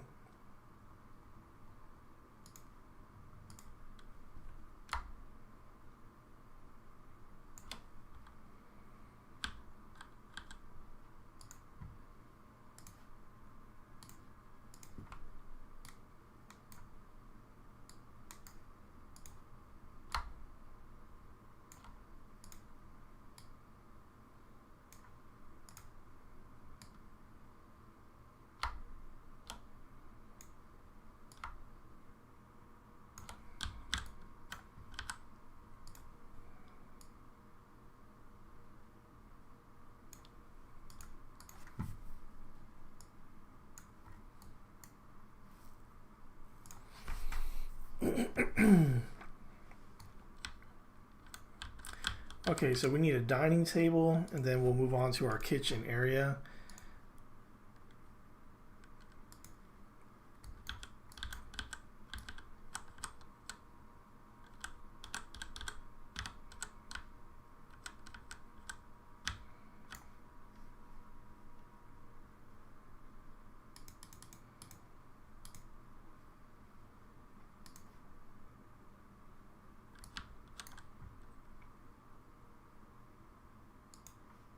Let's see.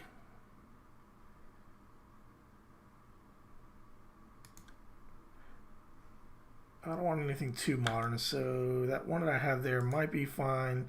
Or I can add this one and just add my own chairs, which I kind of like this other table. So let's see if we can go ahead and create our own dining table configuration. And that looks like a good distance from everything. Let's go ahead and add some chairs. And I'll just go to Lumion's directory for chairs and see what we have here that we can use for a dining table.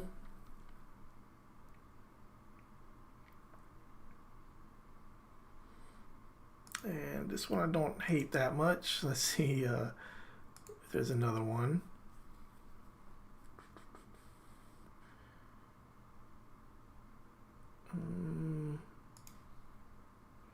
It's a little too formal there. And I think I may have to go with this one.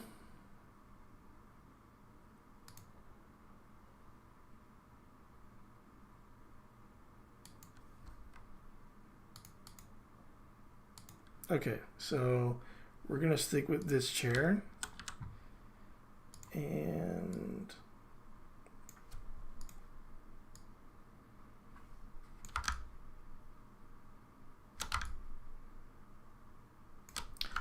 let me change the color of this.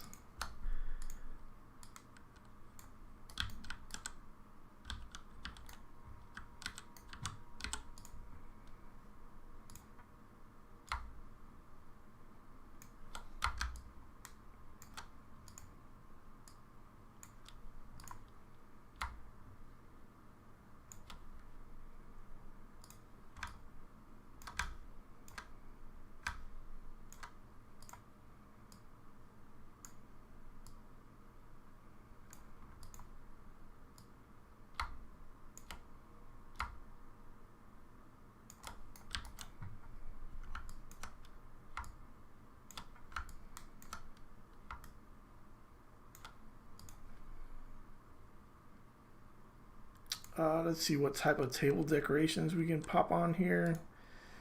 And actually, I think I have some of my own that I'll rather put in. So let's go over here.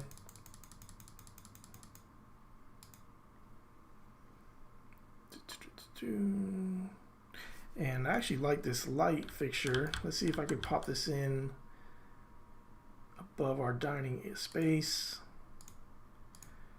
The only problem is it's so high up that really I need to adjust the model so that it works better.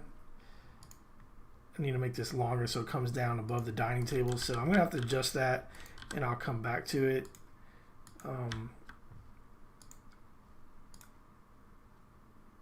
And I believe I have stuff under table decor. Here we go.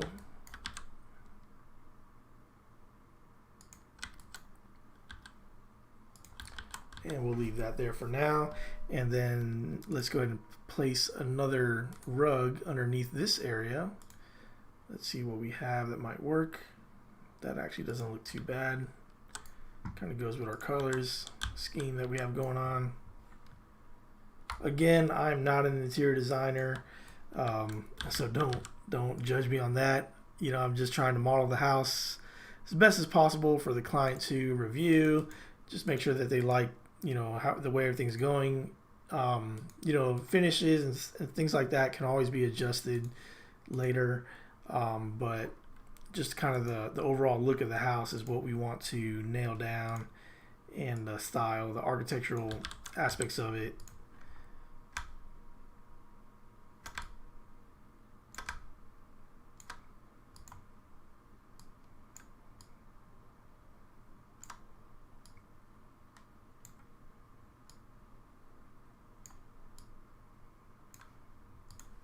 Okay, let's see what other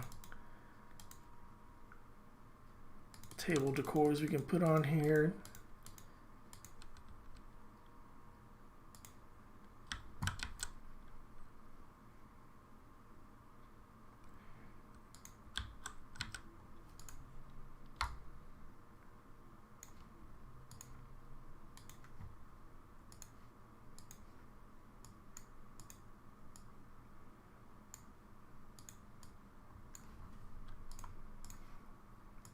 Okay, we need to give this a little shine too. A little bit of reflectiveness.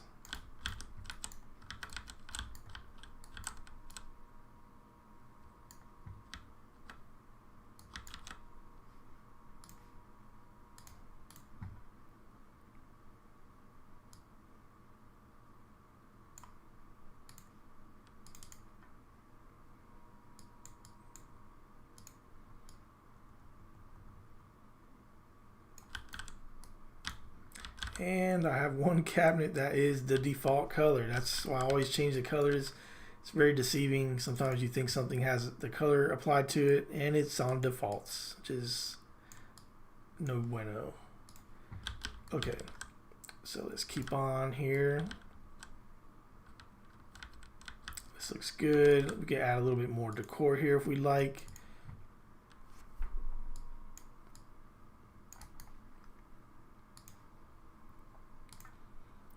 Here I like to go with the metal. We go with chrome and then kind of scale it back so that's not so reflective. Trying to get that stainless steel look.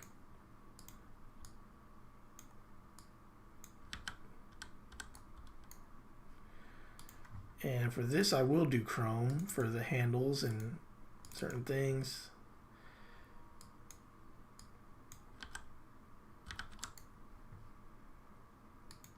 And there's that default material again.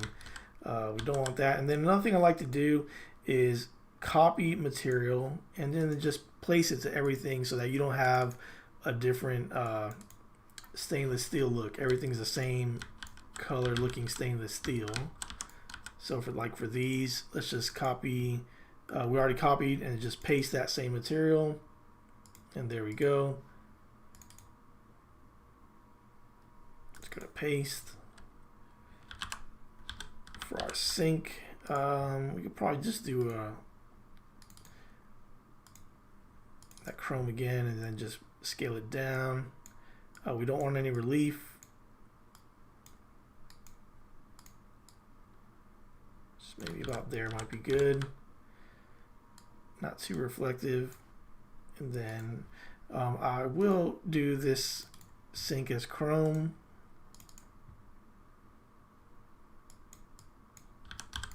Let's leave that like that.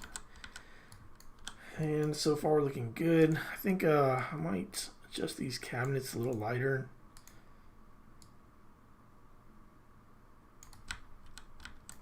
There we go. And let's adjust these lights here. So I don't think I want it to be a chrome look. We'll just make it a shiny metal. Maybe in a little bit darker. And these lights, we'll go ahead and make these illuminate. Let's back up to the color. We'll give it a little bit of a warm color to it, and then we'll just go to emissiveness and crank that up.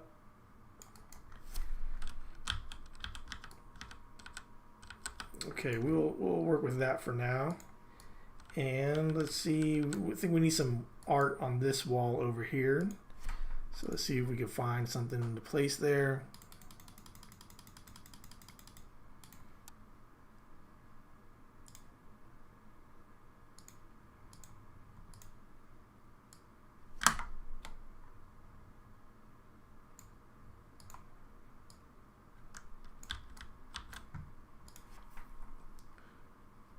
Let's see if we have another. I think I have some.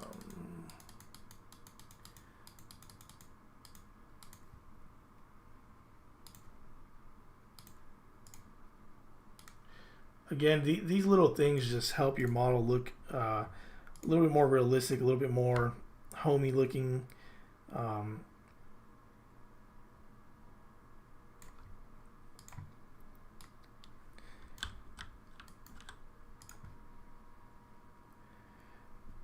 And maybe we'll put something like this here.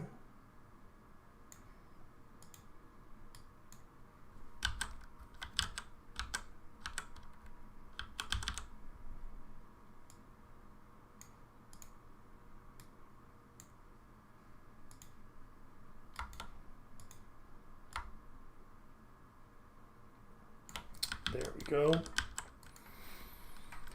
All right, guys, we're getting close to the finish line for this portion of it. Let's see what else I want to do.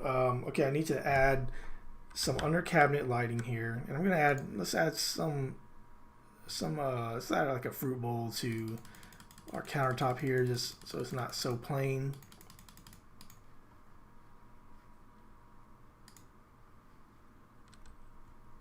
Here we go. Okay, now let's go to lighting. We'll add these area lights. So we'll just place this under here. Let's rotate.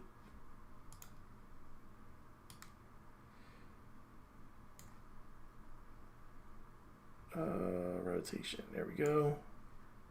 The width we can adjust. Fall off as well. Oh, we can change the color.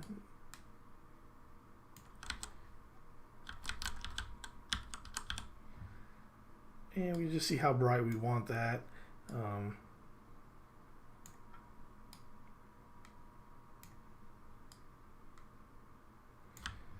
Maybe about there, something not so dramatic but still noticeable.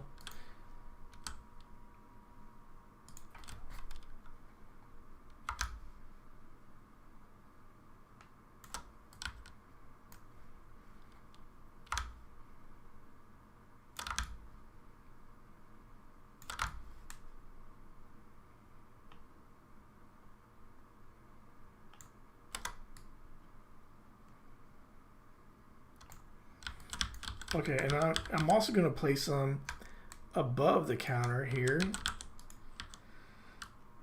let's see, we got that. There we go.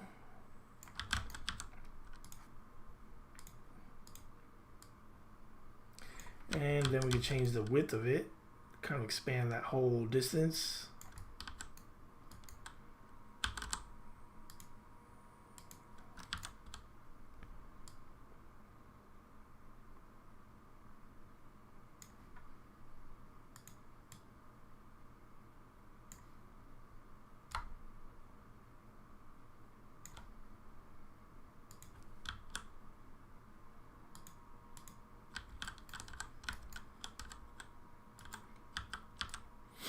Okay, not too bad. Okay, now how do we get rid of these lines that you see here? So I'm going to show you how you do that. And to do that, we have to go back to our SketchUp model. And what's happening is these gaps here, for some reason, Lumion just doesn't like that there's nothing above it. So I'm going to have to extend these walls higher above the the roof there. And let's go ahead and make some roofs over here as well. Has some sunlight coming in.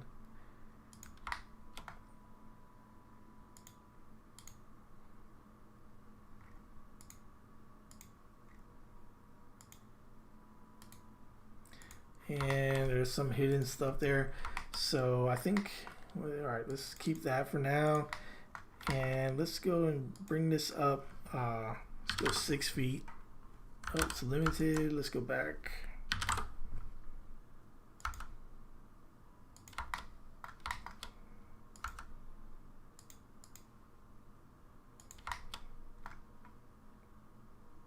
Now, I'm not sure why Lumion does this. Again, if someone else has an explanation as to why it creates kind of those little light layers that light kind of leaks through the edges, I don't know why it does that. It's a bit annoying. So if anyone has a fix for that besides doing what I'm doing now, please let me know. That would be nice. It's a weird problem that I think happens when you're creating interior renderings in Lumion, but I'm not really sure why it happens. So, and this is a 9-foot ceiling here. I'm just adjusting this because we can actually see it from the inside of our model.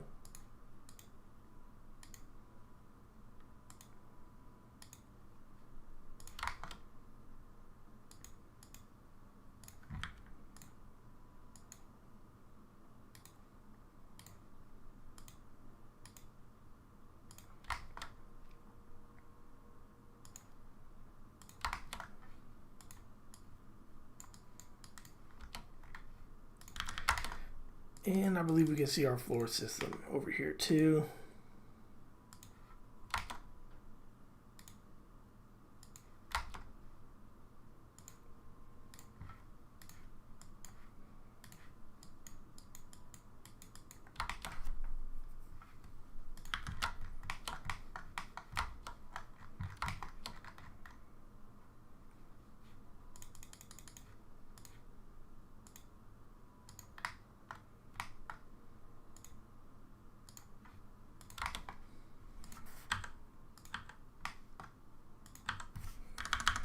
Okay, so let's go ahead and save this, and we'll update our model and see if we fixed any of this.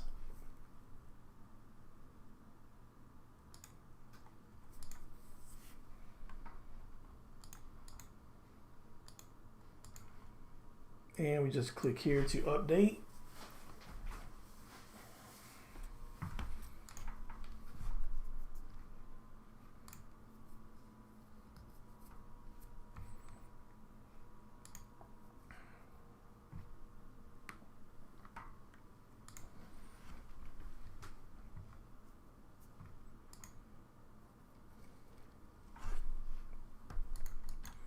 Okay, there we go. And then it did create some problems there. I got to fix real quick. And I forgot about this. Oh, did it fix it already? It looks like it did fix this cabinet. That was a different color. But I gotta fix this piece on the edge over there. Let's go ahead and fix that right now. So we're gonna go back here. Let's go to our great room view. And let's go ahead and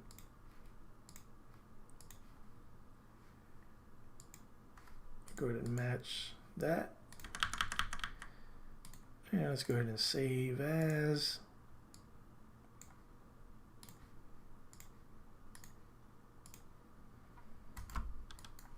Let's see if there's anything else that we needed to adjust. I think that looks okay for now. And oh, I've got to fix the light that's leaking there. So we got to do the same thing. I'm going to have to extend these walls above.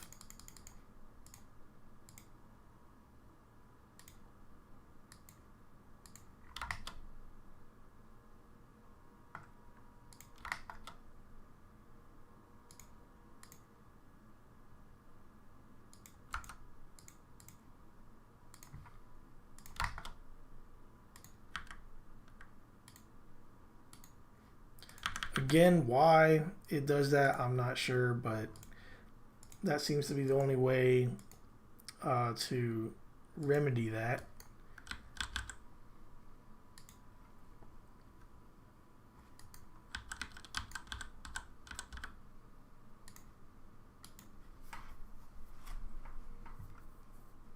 And I kind of want to add a material above my entry there, just to make it a little more interesting. So let's go to our foyer view, entry foyer,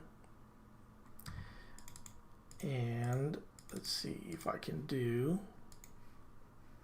the same material that I have my walls over there. And I think I'm going to end up wanting to white it out, grayed out quite a bit.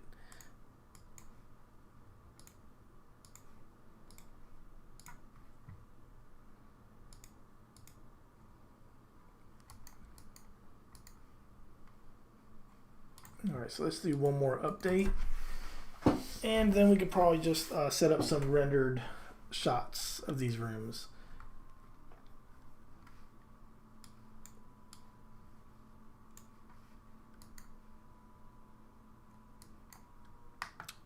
Oops, and I crashed it again. Let's see if it at least updates. Yes, it did. All right, so that's good news. It saved it. And do I want to add another piece of rug here, or at least rotate this one so that's more kind of centered in the room?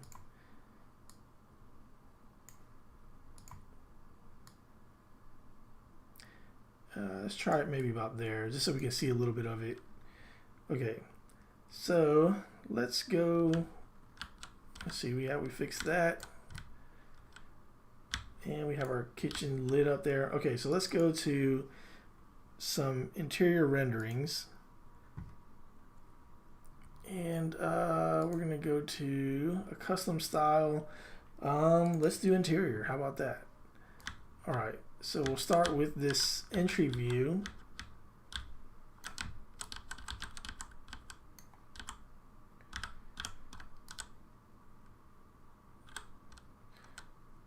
And okay.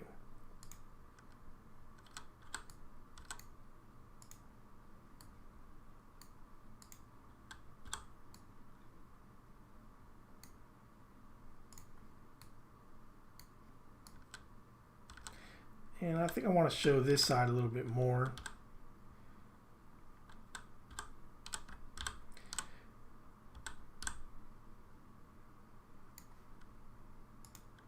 Okay, so what I want to do is use some more effects here. Let's do the near clip plane, and there it kind of cuts out some of that, so we can see there. We want to make sure our camera, we have a 2-point perspective there, and if we click here, so there's something I still don't like about this. So let's turn off real skies, and let me go over here to our model. I don't want to use real skies. I want to create my own sky effect. So we're going to go to sun, turn up the brightness quite a bit, and let's go to sky and clouds. So again, I'm going to turn up the brightness. Okay, let's go to shadows.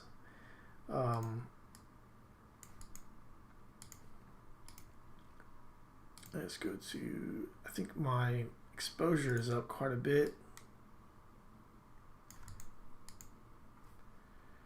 Let's go to color correction. Brightness is up a lot. Maybe add a little bit more vibrance to the colors.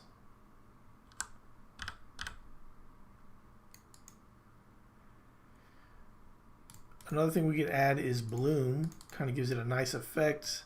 Not that much though, just a little bit.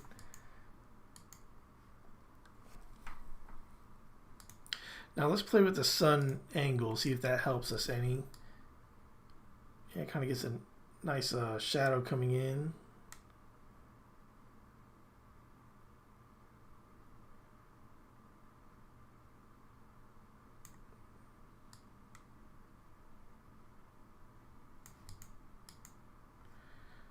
It's a bit too bright, I think.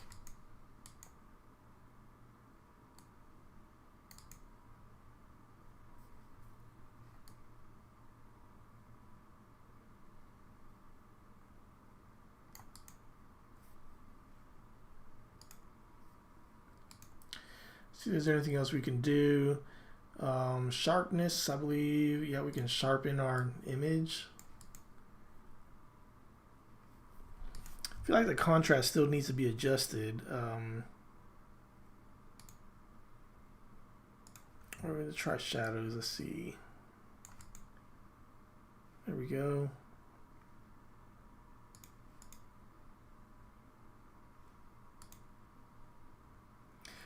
Reflection. We can add reflective surfaces. So our floor, we probably definitely want that. Our glass. Something is not liking, it's not liking something there. Let's try that again.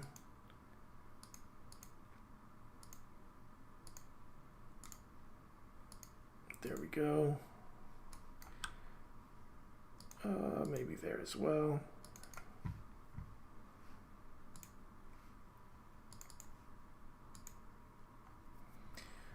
The floor might could add a little bit more reflectiveness to it, or glossiness. Let's go to paints.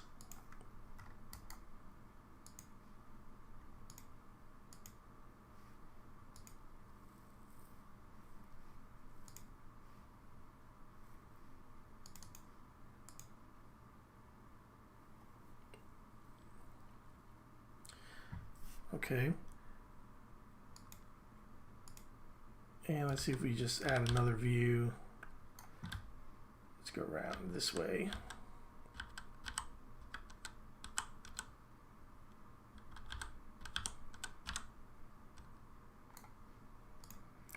What I could do here is just copy the effects, go to edit, copy, and then come here, edit, paste.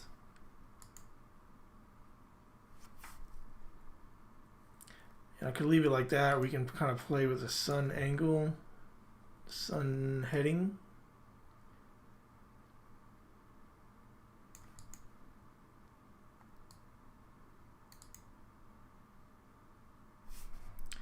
Yeah, maybe we can straighten ourselves out here if we want.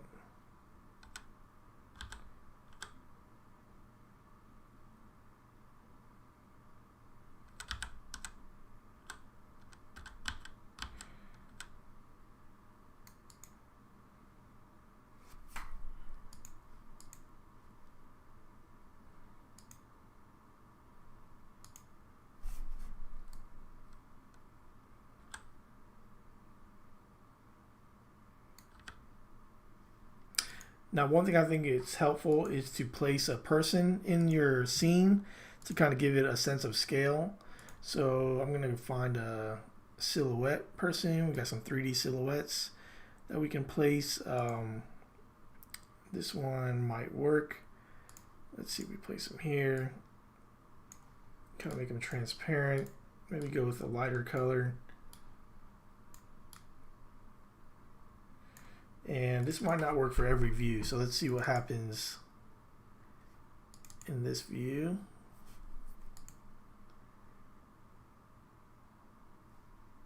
But in this one, yeah, it's not gonna work.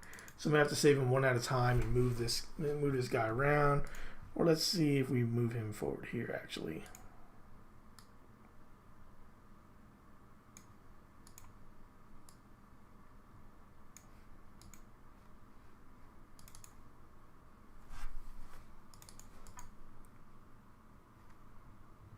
And I think I kind of want to gray him out so he doesn't look so much like a ghost. Let's make him a little less transparent.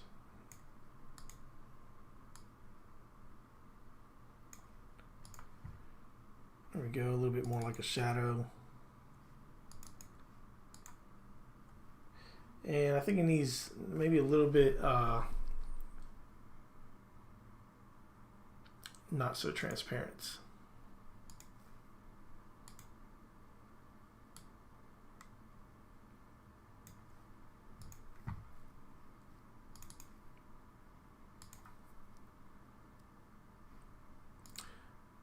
I think it looks good, but I feel like he's distracting from the actual house.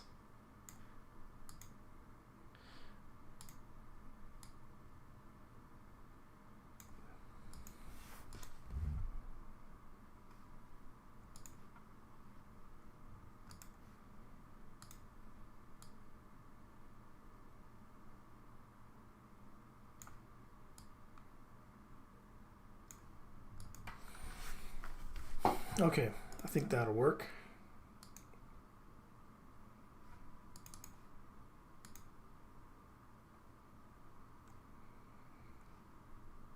Okay, so let's get some views of the living area.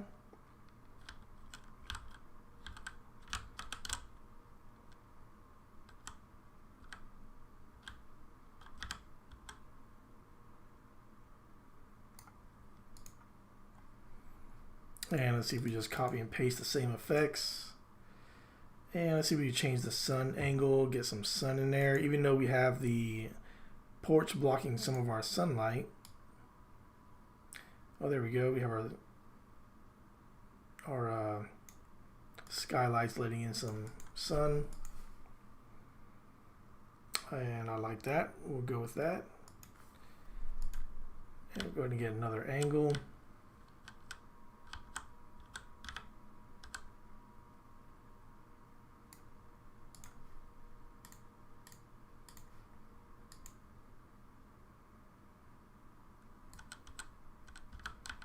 Actually, let's do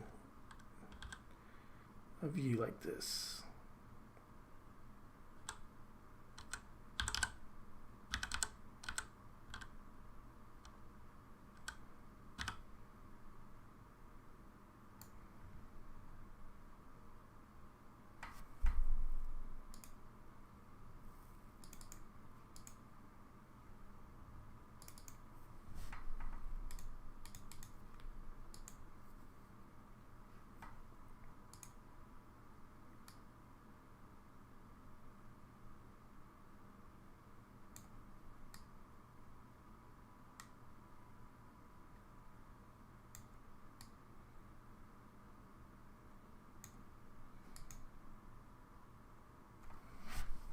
Okay, we'll go with that. And let's get some views of our dining and kitchen area.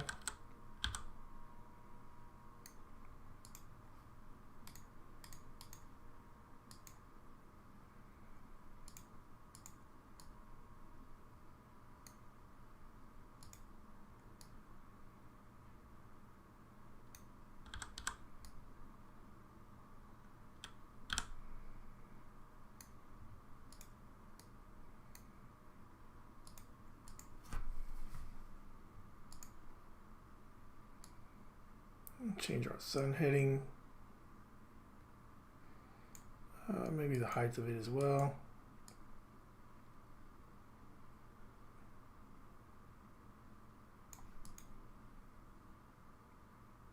There we go.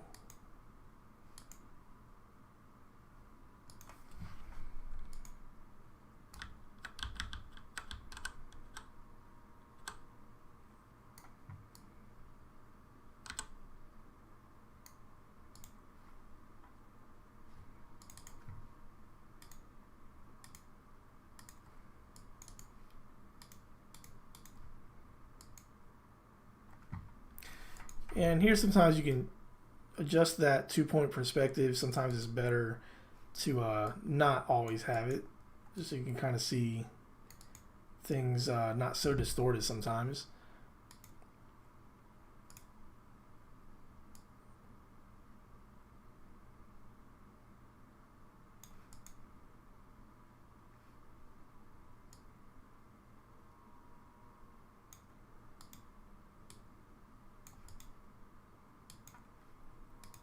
And we can adjust the brightness or exposure. And you can still do some of this stuff in your post-processing.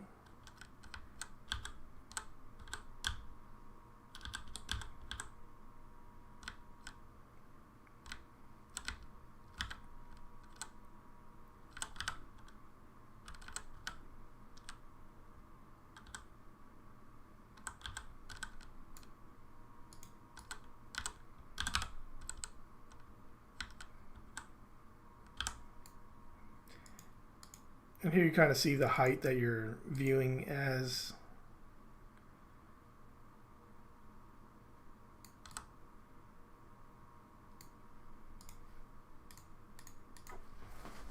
And one thing I just realized I did not do is add reflectiveness to my countertops. So to do that, I just need to go to reflection. It's somewhere, reflection.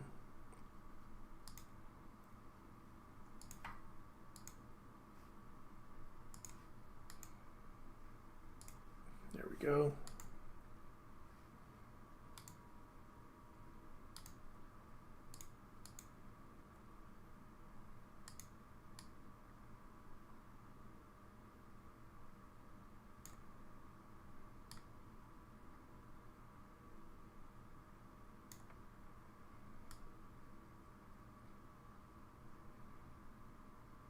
See if we get some of that sun in here. And maybe reduce the brightness a bit.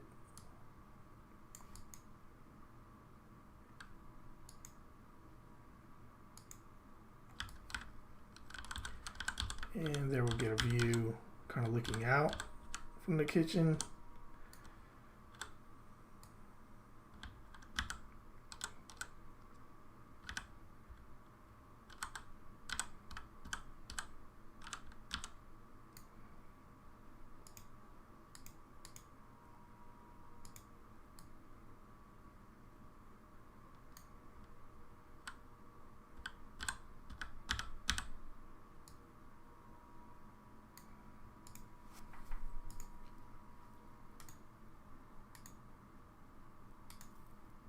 And we'll copy these effects and place them over here.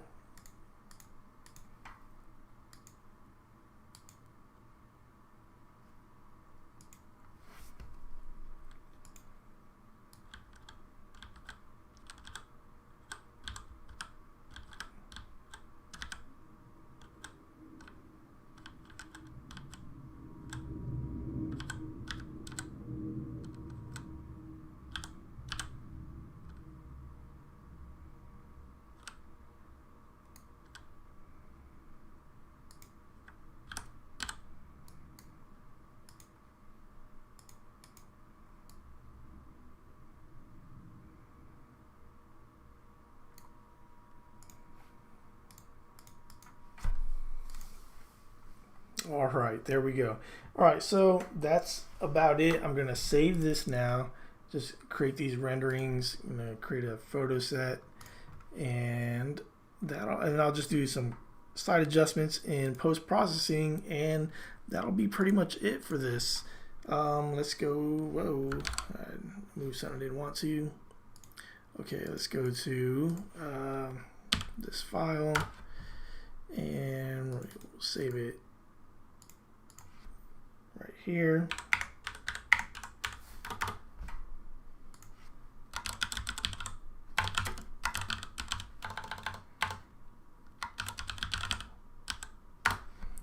Okay, so let's see what it looks like.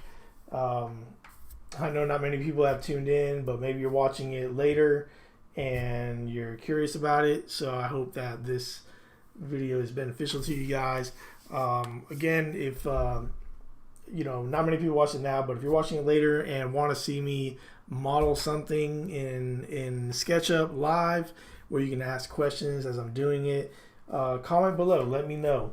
And if you're interested in learning more about, you know, my workflow system, things like that, you can go to SketchUpArchitect.com, and there I have a subscription plan where you can subscribe to my courses, where I kind of break it down better than I did here, of just the each process, from drawing in CAD to importing into SketchUp and modeling it and rendering it in programs like Twilight and Lumion, which is the one I've been using more lately, just because it's so much easier to use. It's easy, it's fast, and in today's world, that's what people want. They want stuff now, they want it fast, they want it to look good, professional, and I think that that can be achieved with Lumion. Now, is there better programs than Lumion? You know, I think V-Ray is probably one of the best looking renderings out there. With some work, Lumion can absolutely look really good, but do your clients, are they going to notice that you did it in Lumion or V-Ray? I mean, not so much. I mean, they're going to appreciate, you know, a rendering. Hopefully it's of the quality enough where, you know, it makes sense to them. Really, you're just conveying an idea, and the more realistic you can get, the better. But to the clients usually they don't get hung up on renderings that much. They love them. They do love it. They want to see it, but don't think that you have to have something that's absolutely completely photorealistic. If it's close enough, if it's close to convey the idea, that's the purpose. That they can interpret what you're trying to do, what you're trying to design, and but yeah, you're gonna get there. You're gonna get to something that looks fairly photorealistic. So let's go ahead and do some post-processing. While some of these are saving, I can start doing some. And let's go to these, the ones that are already saved. So right here I can see this is way too bright, and can I adjust that? And that's the good thing with just this Windows photo editor. You can make some slight adjustments that will make this thing pop in a way that you like.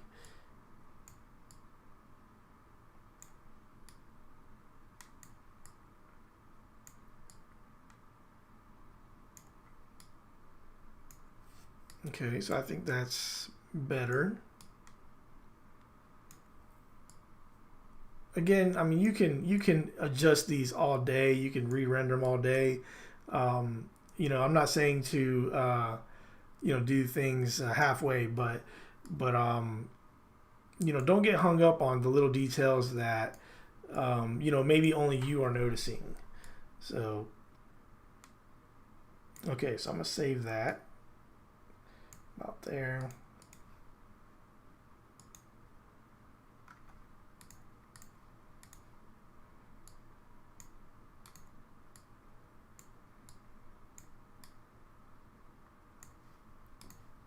I'm going to crop this in.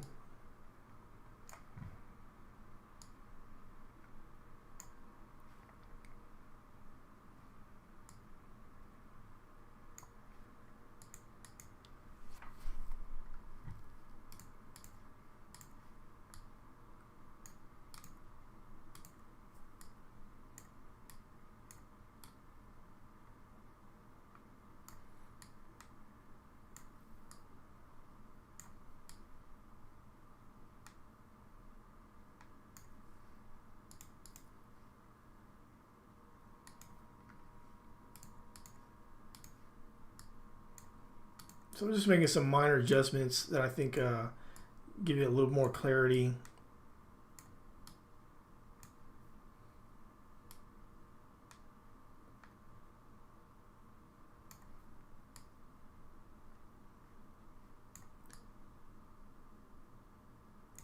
Here's another thing that they have here in just windows. We can add some warmth to it, kind of a whole filter effect. Obviously, it's going to change the look dramatically. Just depends what you're trying to accomplish, but I think that's a nice look as well. Gives it that, just what it says here, it gives it a warm feeling.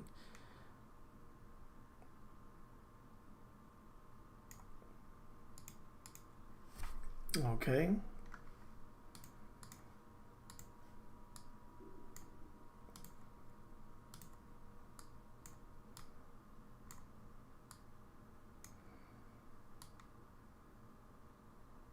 And let's see.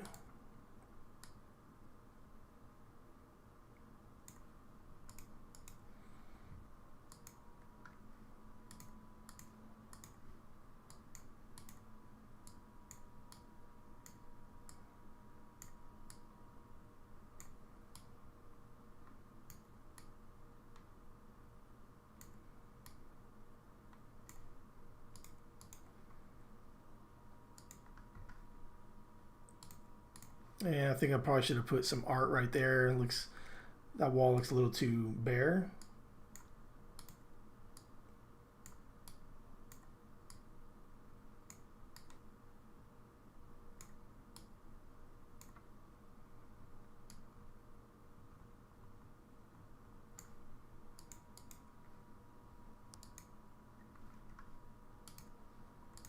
And let's see which ones that I may have missed here. There we go.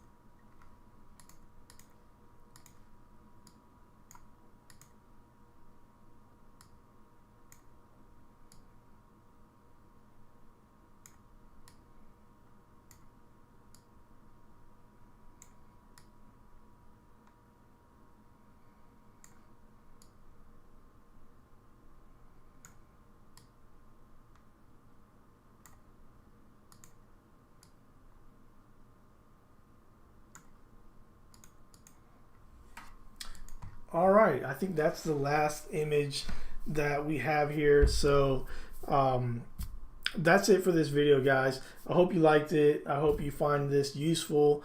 If you do, give me that like. Please like and subscribe to this channel if you haven't already, and comment if you'd like to see more videos like this, and or if there's something else that you want me to model. So anyways, thanks for watching, and I will see you next time. Keep sketching.